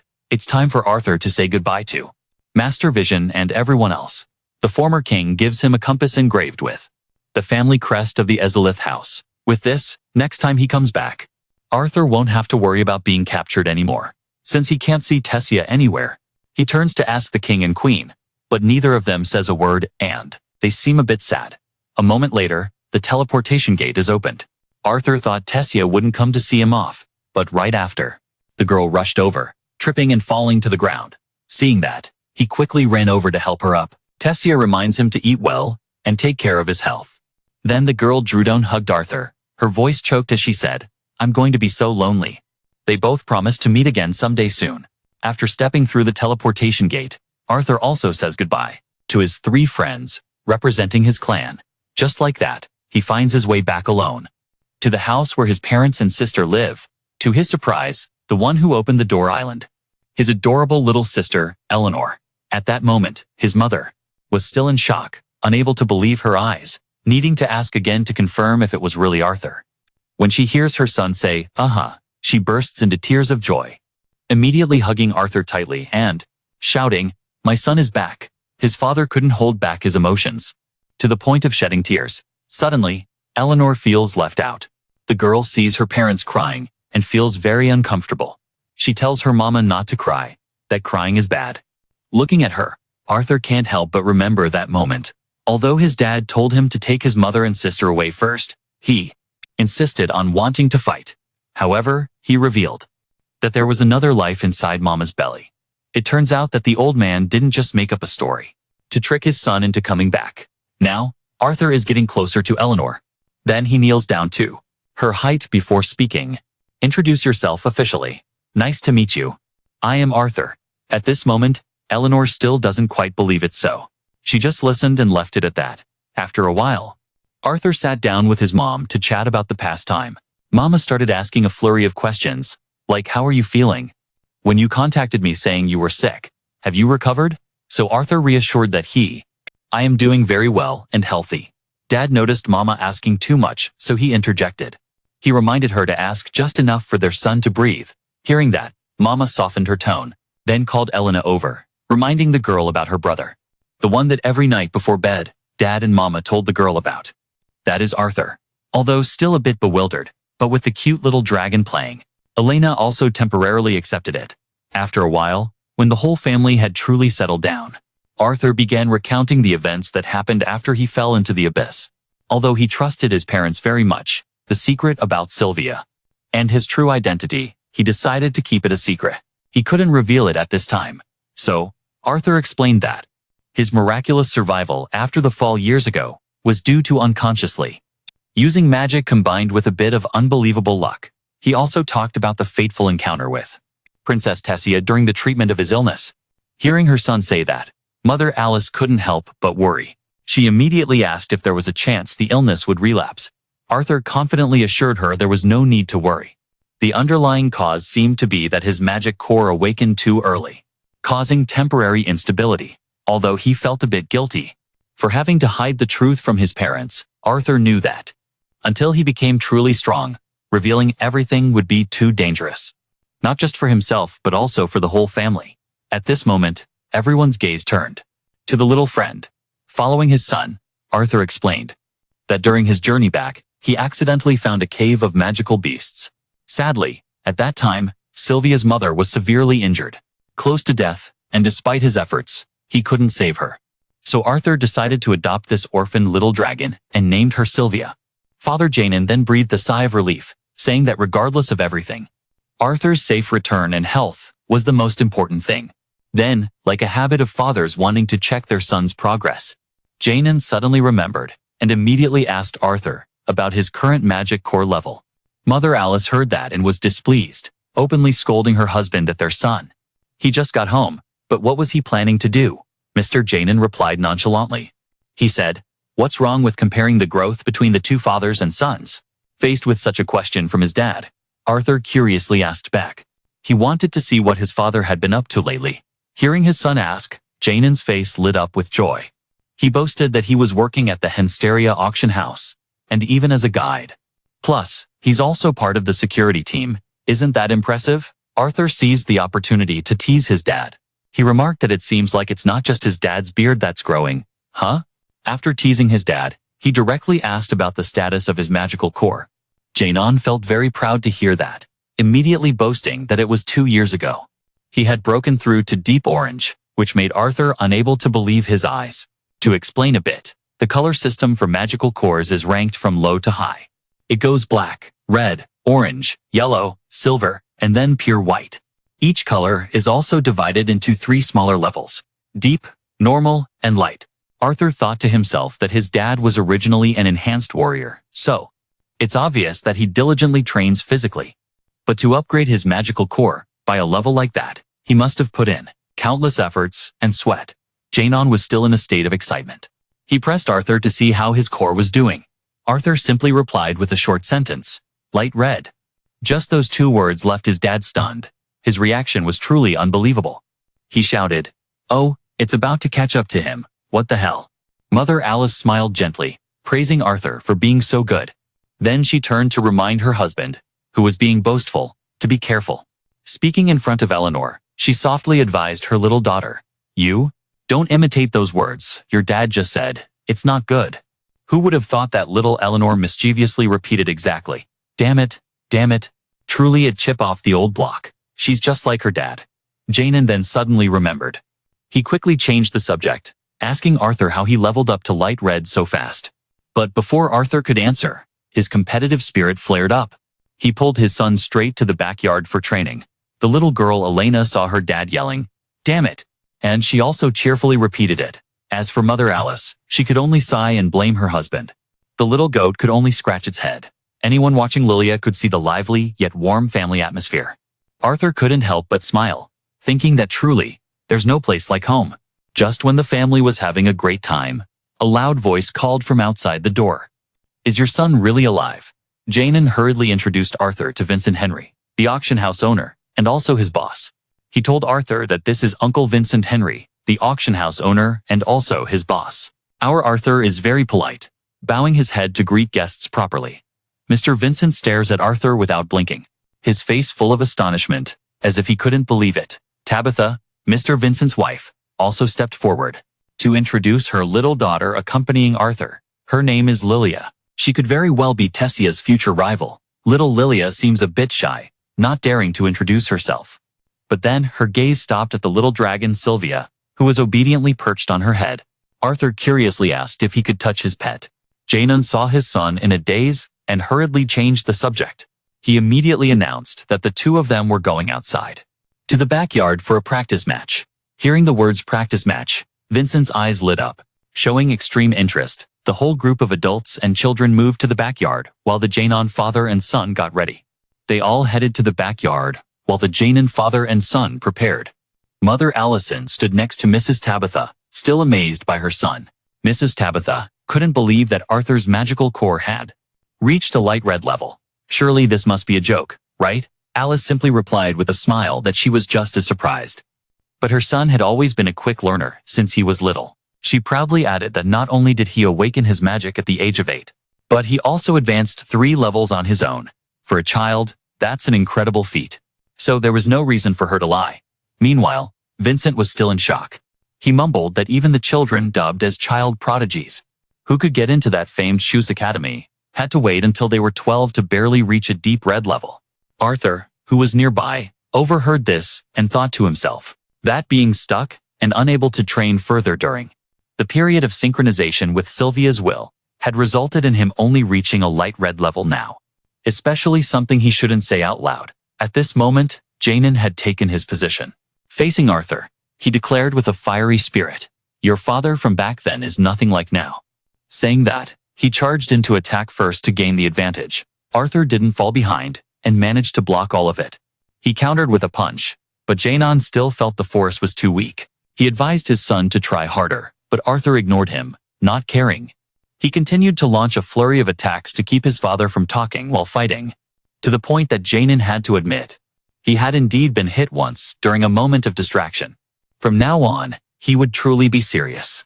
Saying that, he unleashed elemental fire magic, aiming at his son. At this moment, Arthur begins to focus. The pitch in his mind suddenly comes back to him.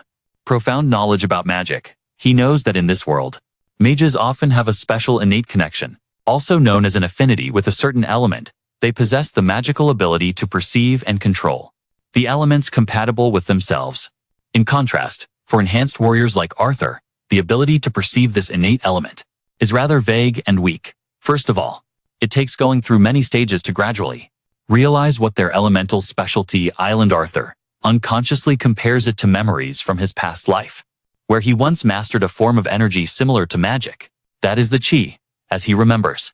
The energy is completely different from these natural elements. The use of energy does not depend on innate talent.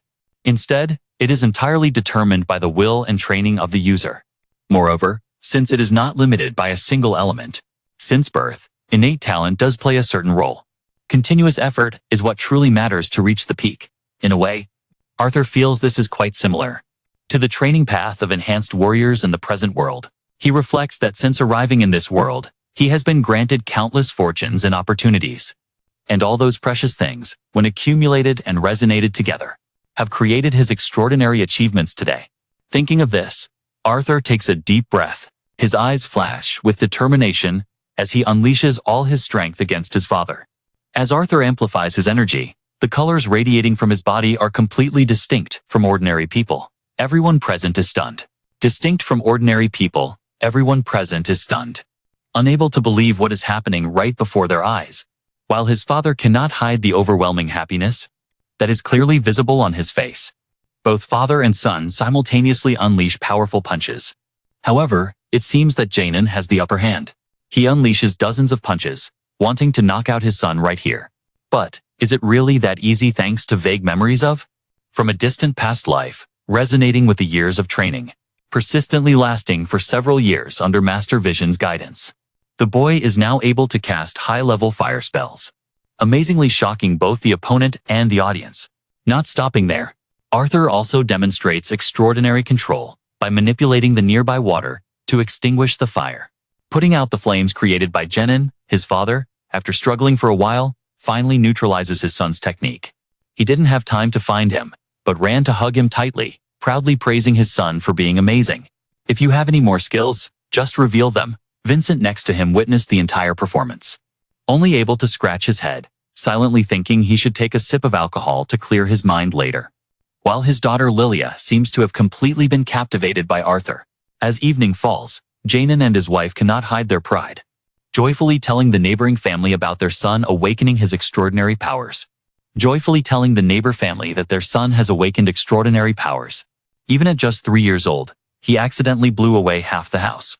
Hearing this, the owner's family suggested that Jaynon and Alice should send Arthur to study at the world-renowned magic school.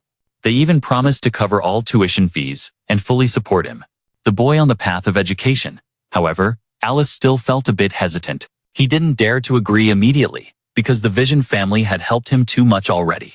Moreover, Arthur was only 8 years old. They have helped him too much already. Moreover, Arthur was only 8 years old. He feared that the school wouldn't accept the boss's reassurance right away, that he was acquainted with the headmaster of that academy, and just needed to ask directly. Unexpectedly, Arthur politely declined the offer because he had just returned home. After a long time apart, he skillfully asked to excuse himself to his room to rest first. At the same time, he wanted to take the opportunity to take a look around his familiar home. Suddenly, Lilia spoke up, saying that if he went that way, he would get lost in the basement. Arthur followed her words and went with the girl to a warm room filled with many staff members. Quickly, he became familiar and chatted joyfully with the household staff. Meanwhile, Lilia was peeking around, checking the pot lid to see the food. Deciding to sit down to eat, regardless of her mother's warning not to eat too much. A maid whispered to Arthur that whenever the young lady was stressed, she would come here to eat. The parents were worried that their daughter would be possessed by Hector, which is why they forbade her but Lilia still stubbornly enjoyed her meal. As if nothing was wrong. It must be because they want her to become a talented mage, which puts pressure on her. So she turns to food to relieve the stress at night. Arthur's parents came to his room to talk after many years apart. Both were extremely happy to see their son still a child. Smart and kind as ever. One day, he would become the greatest mage in the future, and his parents firmly believed that. Before drifting off to sleep, Alice didn't forget to ask her son for a kiss on the cheek. Although quite shy, but she's his mother, Arthur still wished her good night with a kiss. As for Jaynon, he was worried that his son would take to heart the matter Vincent mentioned earlier, so he came out to explain it. But more than anyone else, Arthur knew that his uncle meant no harm. And what that family said today, he would remember in his heart. So his parents didn't need to worry too much. The next morning, Arthur hurried down the stairs. Excited to meet his parents' old teammates, the girl in the group saw him and immediately hugged him tightly, squeezing him so tight that he could barely breathe. Everyone was amazed, waiting for Arthur to grow up so tall, more handsome each day, except for his sister who looked somewhat dull. She carefully checked Arthur from top to bottom, then gently hugged you, whispering an apology. After the emotional meeting, the group sat down to tell their families about the wonderful adventures they had experienced. They had to face all sorts of ridiculous requests, roaming everywhere, going through many challenges before they could return here to visit the lost nephew after so many years. In stark contrast to Arthur, who was always surrounded by loud people, Lilia sat quietly alone in the empty room. It seemed that no sound could break the silence. The next morning, Arthur sat in the room, trying to practice magic to manipulate objects with his mind, but no matter how hard he tried, the power could only be sustained for a few seconds. He wondered if he was acting too recklessly, considering whether there was another way. But then, he confirmed his determination that he must perfect this power to protect the people he loves. That was the reason he returned here. Just then, Sylvia appeared, acting cute in front of Arthur, reminding him that he was truly back home, so there was no need to worry too much. But wait, why is the little dragon kissing me so much today that my nose is going numb? Without saying much, Arthur immediately took Sylvia to the bathroom, filled the tub with soap, then scrubbed vigorously, determined not to let the little cutie tarnish the luxurious splendor of the mansion. Speaking of which, Arthur was also a bit surprised at how wealthy the Hester family was. Just from running a chain of auction houses, that's also why the staff shared about the owner's biggest wish, that their beloved daughter could awaken her magical abilities, which is ironic, since they themselves did not possess this innate talent. Lost in thought, he forgot to take the little dragon out of the bathtub. Arthur gently apologized and promised to clean her up right away. After bathing Sylvia thoroughly, Arthur sighed in relief. He felt much more comfortable. However, before he could fully enjoy his happiness, a voice rang out, announcing that it was now his turn to get cleaned up. Shortly after, he was taken to a famous hair salon in town. The sharp-eyed stylist evaluated Arthur from head to toe and commented as if he were a rough gem in need of skilled hands to polish him. This seemed to be a complete makeover process for Arthur. A moment later, Elena couldn't help but exclaim at her brother's new appearance. As for Arthur, he was still wondering why he had to go through these cumbersome procedures when he was explained that the family wants to take you to visit their auction house. The Hesterella auction house is described as a prestigious place that even royalty frequently visits in secret. At this moment, Arthur realized that, with his shabby appearance before, he definitely could not set foot in such a luxurious and classy place. Next, Arthur was invited to stroll around the bustling city of SA. Elena suggested that he escort her, and Arthur felt extremely honored to receive this invitation. However, Lilia felt jealous, because previously, Elena was very close to her, and now the attention was focused on Arthur. Just joking, but Lilia felt quite happy that the new outfit suited Arthur very well, and she had personally helped him choose it. Although not the whole time, while they were walking down the street, they accidentally ran into a group of students from the prestigious Sizeroth Magic Academy. Arthur commented that they seemed unfriendly, and Elena explained that in this area, those who wear that uniform are treated as if they belong to royal lineage. Suddenly, Arthur sensed a strange aura in the air. It turned out to be the beast core, a type of magical core collected from magical beasts that can significantly enhance the owner's power. Arthur was astonished to learn that these types of magical beasts could be traded openly, as this was a completely foreign culture to his sister Lilia.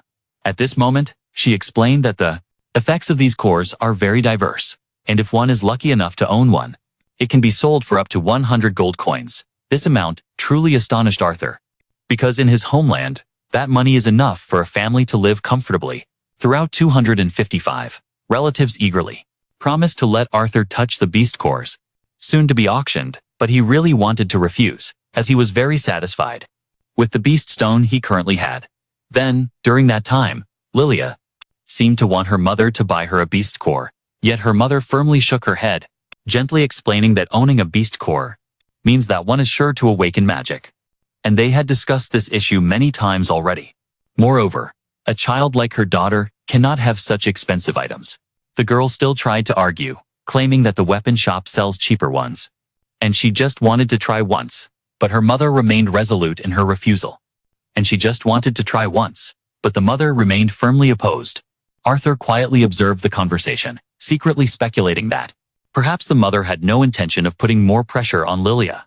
It's likely that the silent expectations from the father were what was weighing down the little girl. Suddenly, Arthur realized Lilia had disappeared at some point. After a while of searching, he found her standing there hesitantly at another shop, admiring a beast core. It was quite cheap, but she couldn't buy it with the meager pocket money she had.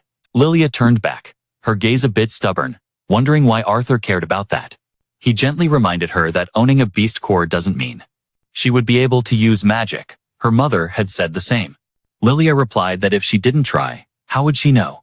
When Arthur asked what if she tried and still failed, she firmly asserted that she had already tried many different methods. Another failure wouldn't discourage her. Lilia sighed softly. Her eyes showed a hint of vulnerability, believing that special people like Arthur would never understand both her father and mother, no matter how much she pleaded. They would never allow her to touch the beast core. Hearing those words, Arthur suddenly realized that his extraordinary presence and abilities had unintentionally put her in this awkward situation. When Arthur tried to strike up another conversation, Lilia suddenly snapped, asking him to leave her alone. But she accidentally bumped into the Psy Academy group, who swaggered over and mocked her. They asked who she thought they were. Immediately, the shop owner intervened, asking both sides to stop. However, seeing their uniforms, he backed off, even inviting them to feel free. Nevertheless, Arthur was mentally prepared to take on these bullies. However, Lilia's mother timely appeared, insisting that everyone stay calm. The shop owner warned that they were dealing with students from the academy. If they upset them, the shop could get into serious trouble. But looking at her face, she seemed scared. No one dared to harm Miss Herstella. Just think about it. Would they be safe and sound? Upon hearing the name Herstella, the expressions of the students changed immediately. They knew very well that the family had donated a huge sum of money to the academy, and if this reached the principal's ears, the consequences would surely be very serious. Before they left in anger, one of them couldn't help but throw out a nasty taunt, claiming that those who were useless only knew how to use money to go through the back door.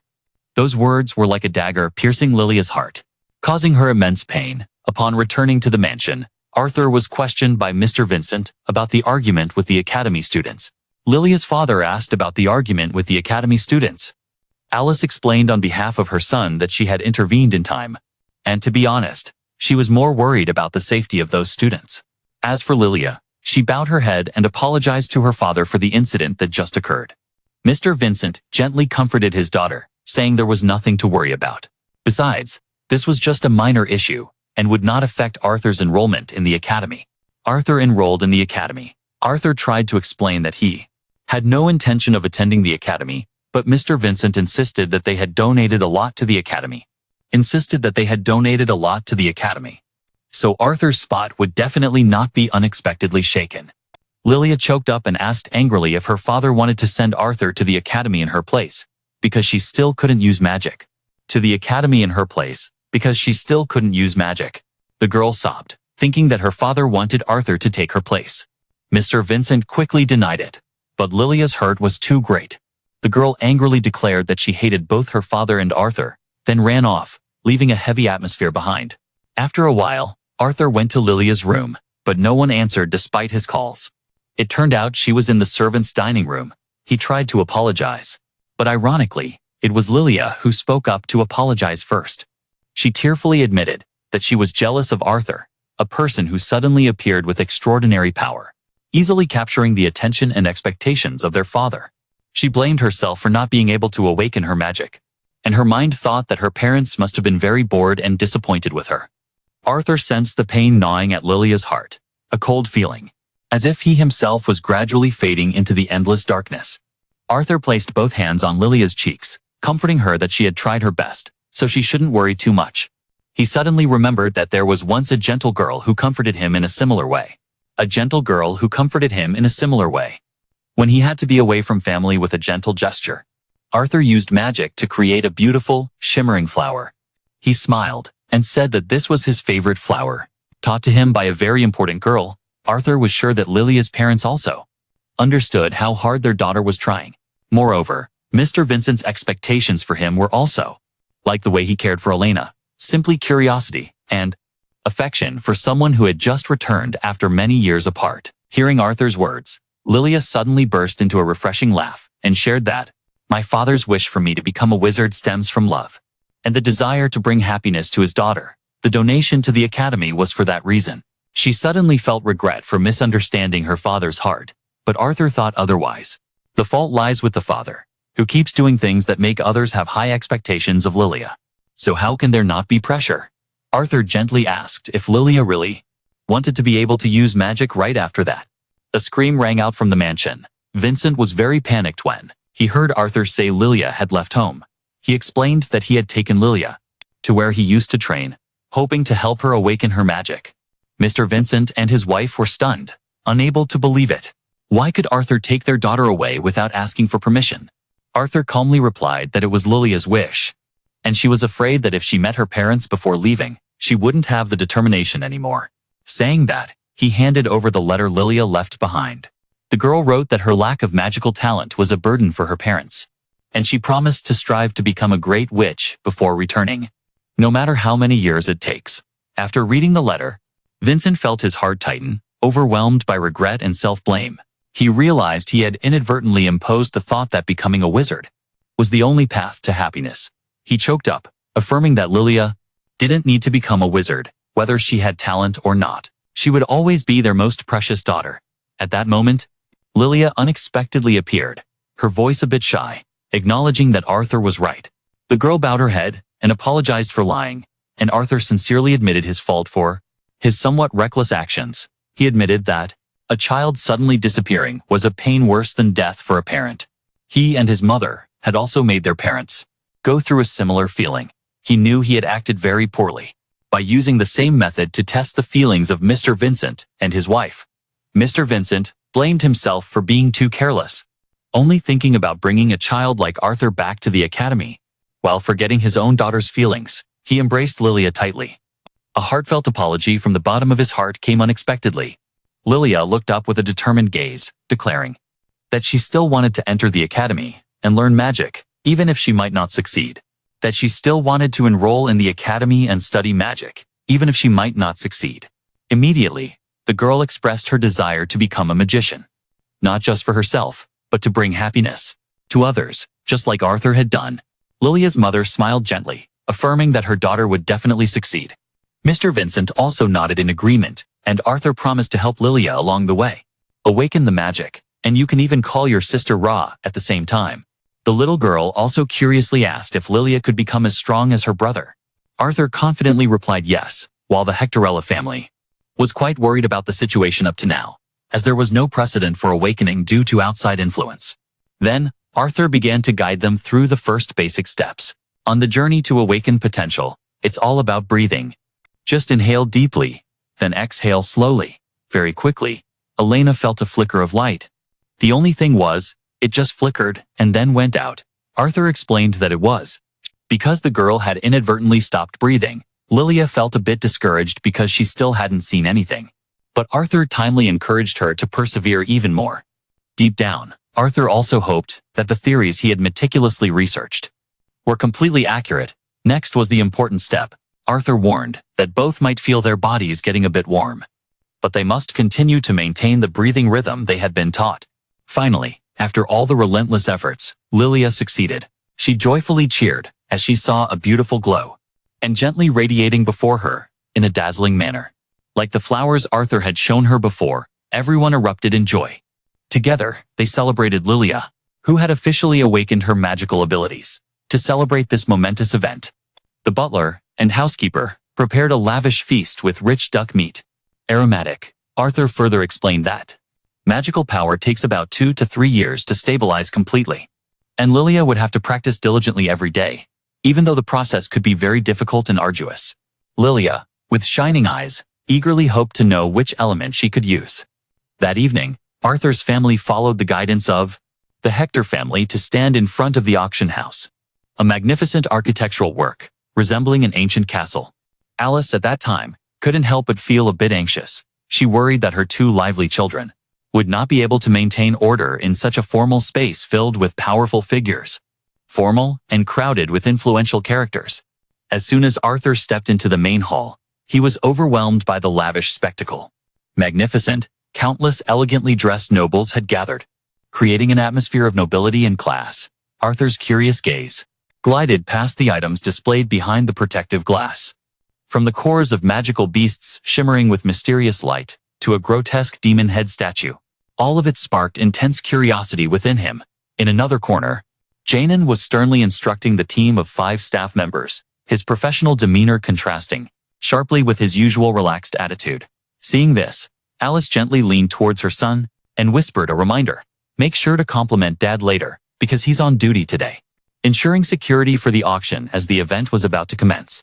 Vincent, Lilia's father, stepped onto the stage and respectfully introduced the presence of the Glider royal family. Immediately, they received warm applause from all around the auditorium, completely contrasting the lively atmosphere inside. The outside security team was exceptionally tense under Jaynon's command. They carefully patrolled every corner, ensuring absolute security for the event. The first item presented was a sword meticulously crafted by a renowned artisan. After infusing it with mana, electricity would flow to the sword's tip, providing superior sharpness and special effects. Controlling the opponent's actions, it would be auctioned with a starting price of 50 gold coins. After hearing this, Arthur also thought about finding a suitable weapon, testing elemental attributes to see if it would become any stronger. When the elaborate decorative masks were brought out, Alice could only silently wish. Alice realized this, and asked her son if he liked it. She would buy it for him. However, he naturally knew that with their families not so affluent, and large number of children, owning such luxury items would probably remain just a dream. While Lilia and her sister were sitting next to each other, dozing off adorably, Arthur suddenly noticed that Sylvia had disappeared. Noticing this, he asked his mother for permission to go find her. Meanwhile, in the quieter lobby area, Sylvia was stretching comfortably, when suddenly an old, mysterious wizard appeared out of nowhere. At the same time, in the auction hall, Vincent was introducing a very special item, a young world lion, a creature with great potential to become a powerful magical beast in the future. Noticing the prince's keen interest, the crowd around began to increase bit by bit, 300, then 400. The king did not hesitate to bid right away at 1,000 gold coins. A decisive move aimed at ending any unnecessary competition. While Arthur was wandering around the corridors in search of her, his ears suddenly caught the familiar cry of Sylvia, coming from nearby. It turned out that the curious old wizard had tried to approach and catch the baby, making it scream in fear, still inside. No one dared to speak up and compete with the king for the lion. In fact, his main purpose for buying it was to serve as motivation, to force the playful prince to focus more on his studies. As soon as he arrived, Arthur immediately recognized the old man. The old man with gray hair was the king's close mage, not wanting to cause unnecessary trouble. He politely bowed and asked for permission to take his little companion away. However, the old man looked at Arthur with a mix of surprise and envy. He commented that the boy was really lucky to have such a rare magical beast. When he saw Sylvia happily running over and clinging to Arthur's leg, a feeling of indescribable frustration suddenly rose in his heart. The old man then, he ordered Arthur to leave the beast here and disappear at once, because it was the creature he had been searching for to increase his threatening power. The old mage intentionally shot fireballs past Arthur, forcing him to hand over Sylvia. However, Arthur remained cold, glancing at those childish threats, and then, turning to leave, the old man then growled a threat. If you don't hand it over, your parents will have to bear the consequences. For daring to oppose the royal family, one thing tolerated leads to many troubles. And this old man kept provoking him, and that remark was the last straw. Arthur could no longer endure, and suddenly turned around. A terrifying, cold-killing intent suddenly radiated from his body. Enveloping the space, the threat rang out. If you have enough courage, repeat what you just said. The pressure so strong that all the crystal mirrors in the auction house shattered at once. In the main hall, the king was so frightened he broke out in a cold sweat, hastily ordering the royal guards to protect his family and prepare for battle. The guards rushed in, quickly setting up a defensive formation, while guiding the nobles to evacuate for safety. Back to Arthur. Seeing the terrified, trembling face of the old man, Arthur suddenly realized he had acted too impulsively. After escaping the panic, the atmosphere returned to normal, easing everyone's minds. Next, the king called Jaynon. Jaynon came and sternly reprimanded him for failing to identify the attacker. Meanwhile, the old man pleaded with the king that no serious harm had been done. So please be lenient. However, right after that, he intentionally brought up Arthur's pet and hinted, wanting to get it, he assured that if he had it, it would. We can prevent similar accidents in the future. The silver-haired man himself had served the royal family for many years and saved their lives countless times. Therefore, the king immediately agreed to the request to contact Jaynon, knowing what to do. Arthur couldn't take it anymore and spoke up but was stopped by Mommy. It seemed like he would lose his superpowers, but no, Jaynon solemnly replied that he had no right to interfere with the management of his son's beasts. That was an achievement the boy had achieved on his own, so the decision entirely belonged to him. The guards then spoke up, accusing Arthur of being ignorant of the rules. They also threatened to hand over the beast quickly, but Arthur, with a calm yet frightening expression, ignored the threats from the guards and firmly refused to hand over his companion.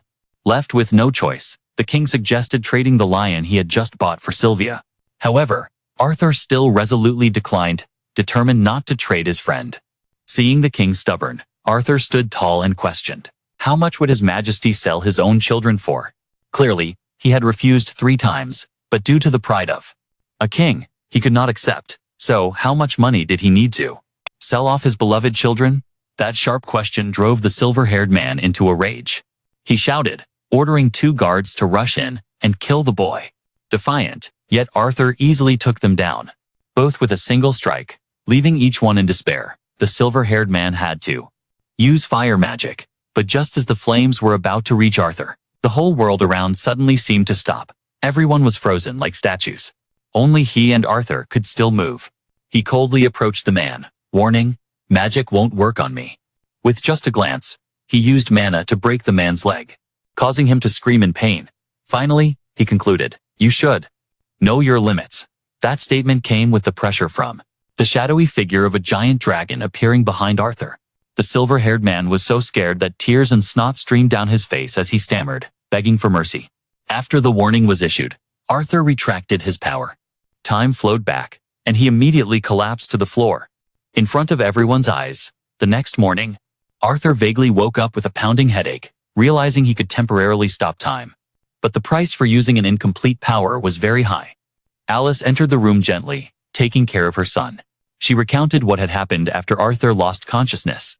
She immediately used a healing spell and took him home, seeing the worried tears still lingering on his eyelashes. His heart ached with sorrow. A moment later, the mother and son walked hand in hand down the street. Alice bought a cute hairpin and asked Arthur to bring it back for his sister Elena, hoping to strengthen the bond between the siblings. She lovingly asked her son if he wanted to buy anything. Money wasn't a concern, even if Jaynon lost his job. She already had a stable job. Arthur knew that the products his mother made were highly favored by the nobility, but he was still surprised to see her shopping so much today. As soon as they got home, they saw Jaynon's teammates stealthily signaling for the 2 of them to be quiet. Inside the house, a royal delegation was waiting. As soon as Arthur entered, the envoy sincerely apologized on behalf of the king for the unfortunate incident yesterday. Accompanying the apology was a heavy bag of gold coins, considered compensation for what had happened. The envoy announced that the 2 guards who attacked Arthur had been immediately dismissed. However, he also skillfully mentioned that part of the blame still lay with Arthur for being disrespectful to the king. Jaynon intended to voice his opposition, but Arthur stopped his father, admitting that he had indeed been a bit too harsh. He asked about the old mage's condition. The envoy replied that the old man had requested to retire after being treated. The court concluded that the incident occurred due to the old man's mana backlash, hindering the king's use of spells.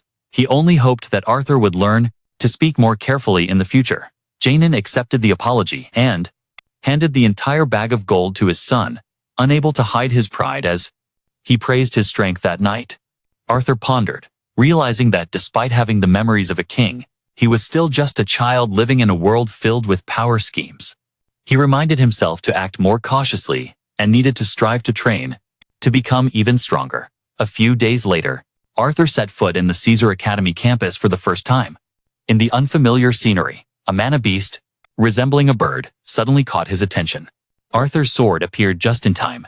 It thwarted his intentions after a failed stunt to demand a retake. Arthur decided to chase after it, and the beast led him deep into the Academy's forest. Just as he stopped, an elderly woman with a dignified demeanor suddenly appeared from behind an ancient tree and said, "I've been waiting for you for a long time." As known, Caesar Academy is famous for producing many scholars, entrepreneurs, royal guards, leaders, and even military officers. This is the prestigious school that any child studying magic in the country aspires to attend. Although he had just set foot in the academy, Arthur faced an unexpected challenge from the headmaster, Cynthia. She had heard a lot about him from Vincent, and wanted to verify it herself. She wanted to see if Arthur's talent was truly extraordinary, as the rumors said. With just a glance, she immediately recognized that this boy was anything but ordinary. As for Arthur, he initially intended to hide his true strength. He merely planned to showcase a few basic techniques to prove that Uncle Vincent was not exaggerating. First was wind magic, lifting large stones and launching them away. However, turning the stones into countless harmless pebbles falling down left Arthur astonished, mouth agape. Harmless pebbles falling down left Arthur astonished, mouth agape. He quickly switched to earth magic, creating earth spears to ambush from multiple directions, but all were blown away by a small whirlwind from her. With a slight smirk, Arthur decided to engage in close combat but was immediately met with a wall. The invisible wall of wind from the headmaster sent him flying away, and she remarked on his impressive strength. But he was too confident in his abilities. Besides, she also acknowledged Arthur's strength, as well as his combat experience. Next, she would present the final test. Hoping he wouldn't faint, with that, Cynthia cast a complex sound spell, continuously emitting terrifying sounds that assaulted Arthur's ears. But surprisingly, he was still able to hold his ground, making the headmaster smile with satisfaction. She declared that he had passed the test, and she was sure that this brave boy must possess many other abilities. Arthur didn't expect someone who looked as old as she did would have such sharp insights. He had to admit that he could also use the water element. At this point, the headmaster suddenly laid her cards on the table. She asked directly if Arthur had something he wanted to discuss that required him to come all the way here to demonstrate. Being seen through, Arthur didn't beat around the bush anymore. The main reason Arthur was here was that he knew Headmaster Cynthia.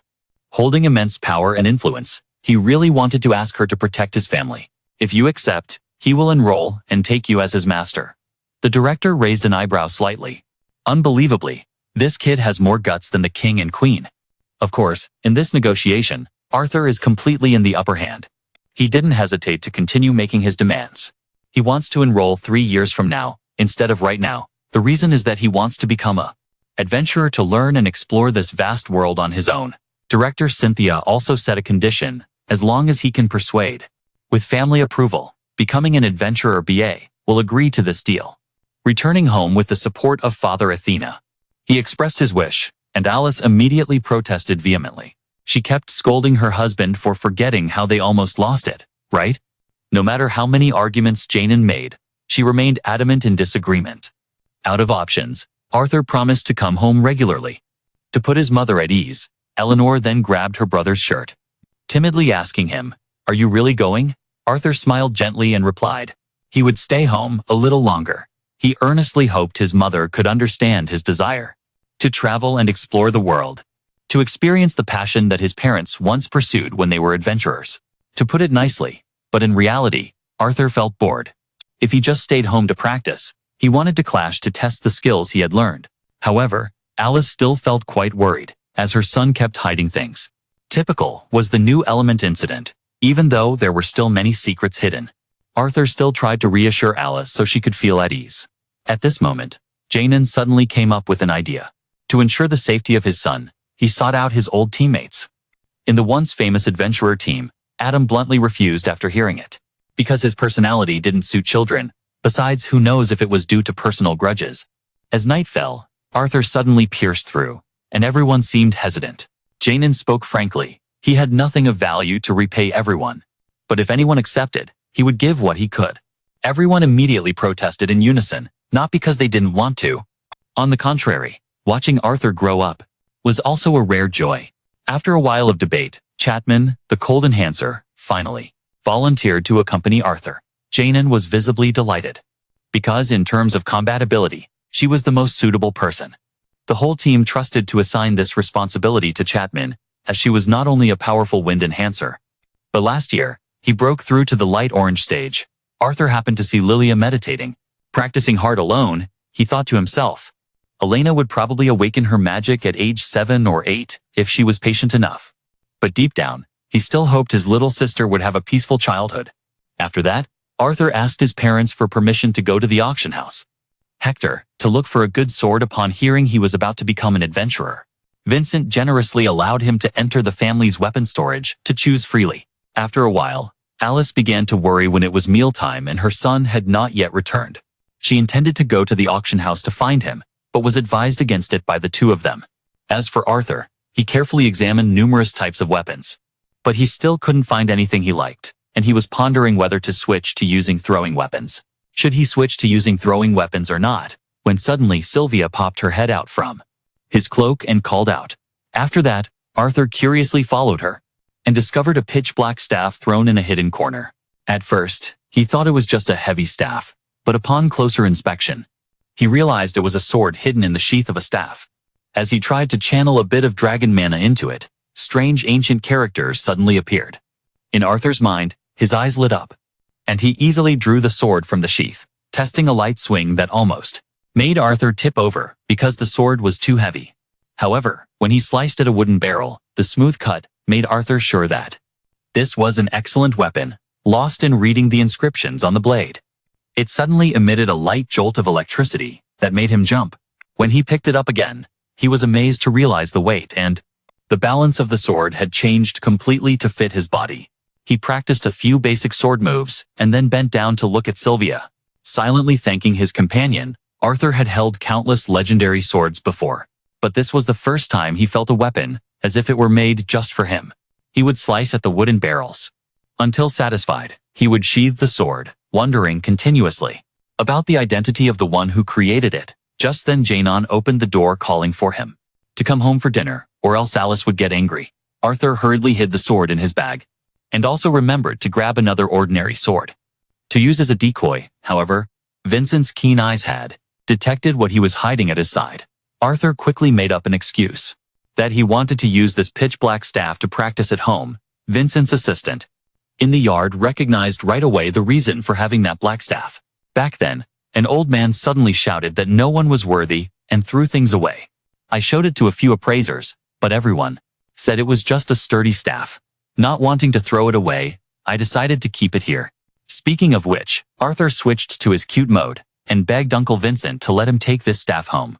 Of course, how could anyone resist this outstanding nephew? In the following days, Arthur helped his parents at home, while also training Lilia and Elena.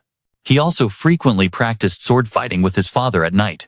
He mapped out specific goals on his path to become an adventurer. On Arthur's 9th birthday, the family held a warm party for him. Many acquaintances came to congratulate him, while Alice couldn't hold back her tears due to being so moved.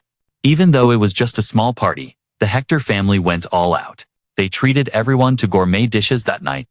The family gathered in the living room to watch Arthur open his gifts. His parents gave him a pair of gloves that Alice had enchanted for healing. As for the Hector family, Vincent presented him with a pair of communication rings on behalf of the family. Then teased, "You can marry Uncle." His wife immediately smacked him on the head for teasing their nephew. These rings have the function of notifying the wearer's condition. If Arthur's mana drops to a dangerous level, the gem on Alice's ring will light up. As for Adam, he gifted Arthur a magical scroll, used to send a one-time audio message, an extremely expensive item. After that, Arthur just needed to channel mana and leave a message. Alice would have one chance to respond. Arthur sincerely thanked everyone for the wonderful gifts. At the same time, he announced that he would set off tomorrow. He promised to do his best. Not to make everyone worry, Alice approached him and gently advised. You don't need to become great, just come back safely, and the whole family will be happy. Returning to his room, Arthur carefully checked his luggage. His heart filled with determination to protect those he loved. He planned to set off early to avoid a tearful goodbye. Unexpectedly, as soon as he opened the door, the whole family was waiting downstairs. Don't push yourself too hard. Alice gave him a tight hug. Just remember at home, everything will be fine. Don't worry. They both reminded him to wear the ring and to be careful on his journey. Arthur smiled brightly and stepped outside, where Min was already waiting. Under the bright dawn, the two figures walked together, opening a new chapter full of promise. Soon after, under Jackson's guidance, Arthur headed to the Adventurer Guild's headquarters to take the ranking test. You carefully hid your face behind a simple mask, a necessary precaution to avoid unnecessary trouble from your true identity. News about a masked teenager registering for a quick inspection reached the ears of the guild leader, Jaynon. He appeared very friendly, stepping forward to warmly greet both of them. Thanks to an introduction from Chapman, a seasoned adventurer with a reputation in the guild, Arthur was exempted from the theoretical tests and mana core inspection. Of course, wearing a mask meant he had to use a fake name, which Arthur chose as next. The guild leader shook his hand and unexpectedly used a probing strength, just a brief touch. Arthur sensed the tremendous power from this guild leader. Next, Jaynon led them into the competition area. As they passed by, Chapman noticed the difference in Arthur's little dragon. It had changed a bit in shape, though not too noticeably. The arena doors opened, and despite the impressive speed of chant and mana control of the young contestant, she was still evaluated by the judges as having too many openings in her defense, receiving a rank of C. Next was a boy's turn. Even someone as indifferent as Chapman couldn't help but be surprised. All attention turned to the next contestant, an arrogant teenager with... Arthur immediately recognized him, even though he was only 11 years old. He was already a fire mage who had reached the intermediate stage. The match had just begun. Lucas summoned a golem to attack, but it was immediately sealed by the headmaster. In a block of rock, he jumped up, creating a gigantic fireball, and continuously bombarding it with a rain of magma. The performance was powerful, but Arthur wondered if Lucas could control it, and just as he predicted, the teenager couldn't control the immense amount of mana, leading to a backfire explosion. Seizing the opportunity, the judge broke through the block of rock and took down the opponent. She commented that Lucas had great potential, with the amount of mana and ability to use high-level fire spells at this age being undeniable, but Lucas's face turned red with anger as he immediately attempted to attack the judge, stopping his intentions after a failed act of pretending to want a rematch. He was ranked B and was escorted away by a stone arm. Before Arthur stepped into the match, Charlie lightly touched his hand to wish him luck. He was ranked B and was sent off by an earth arm. Before Arthur's match, Charlie lightly touches his hand to wish him luck. He was ranked B and was sent off by an earthen arm. Before Arthur entered the match, Charlie lightly touched his hand to wish him luck. But she suddenly felt an unusual surge of energy. The scar-faced judge, upon seeing the dark aura surrounding Arthur, also broke into a sweat. He just wanted to quit immediately. In that moment, President Jaynon unexpectedly stepped out, asking everyone to step back so he could directly inspect the kid. Scarface felt quite concerned when the president conducted the inspection himself. But it's not that the others doubted Scarface's abilities. It's simply that he has a connection with the one who introduced the kid. As for Arthur, when he learned that his opponent was a renowned A-rank adventurer, he remained undaunted. On the contrary, a feeling of extreme excitement welled up inside him. The battle unfolded like a storm, and even though he ultimately lost, he still managed to earn a B-rank certification at the office.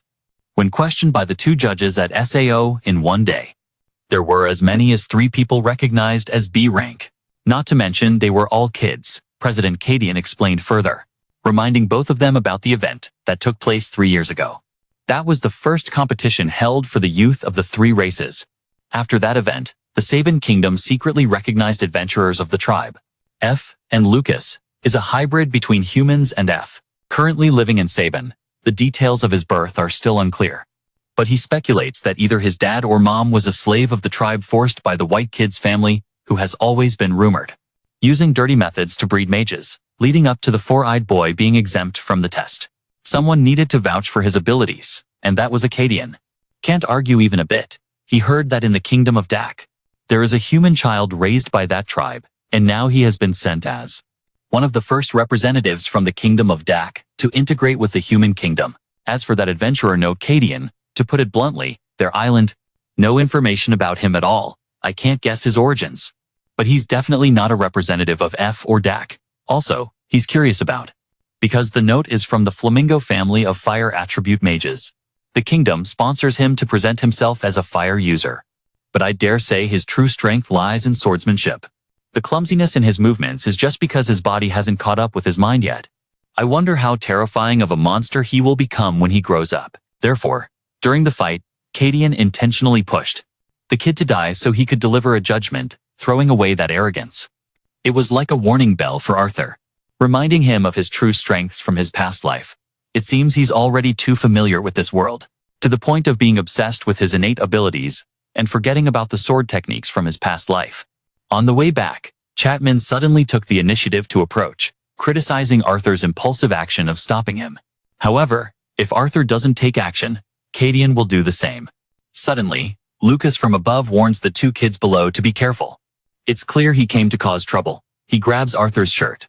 But not wanting to draw more attention, he reluctantly lets go. Not forgetting to leave a threat. Next time, I'll turn you to ash. After everyone left, Chapman took Arthur to a special place. Through the teleport gate, they arrived at a vast plain. She explained that this was the outskirts of the demon dungeon, a familiar training ground for low-level adventurers. As soon as she finished, she shot off like an arrow. Being left in the dust, Arthur realized just how inexperienced he truly was. Just like when he was led by the guildmaster in the previous fight.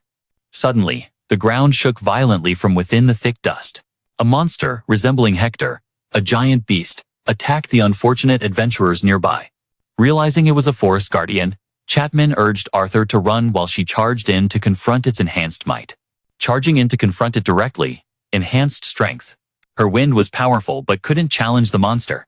It suddenly changed direction and charged straight at her, causing Chapman to lose her balance. Just as it was about to deliver a finishing blow, he rushed in to save her from the scythe of death. Hector paused and then turned towards the low-level adventurers.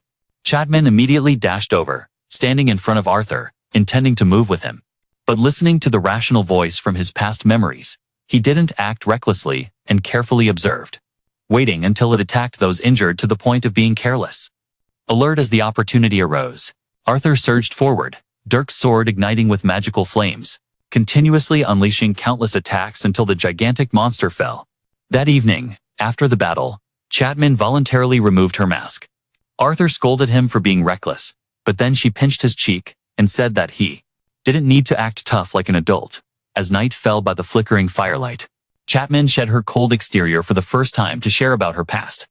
Born into a prestigious family where fire magic was revered, she was the only one who couldn't awaken that element.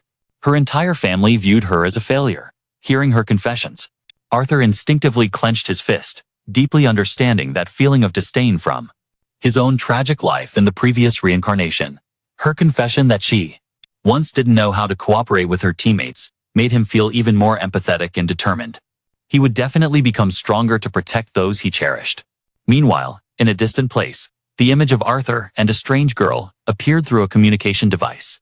Beginning to show signs of jealousy, Elder Ezzelith just smiled slyly. It seems you have to act quickly if you don't want to lose that boy. He handed her a book that made her laugh with delight. Before they knew it, 2 years had passed. In the world of adventurers, the name of the masked swordsman Not had become a small legend. He and his companion Chapman were still by each other's side.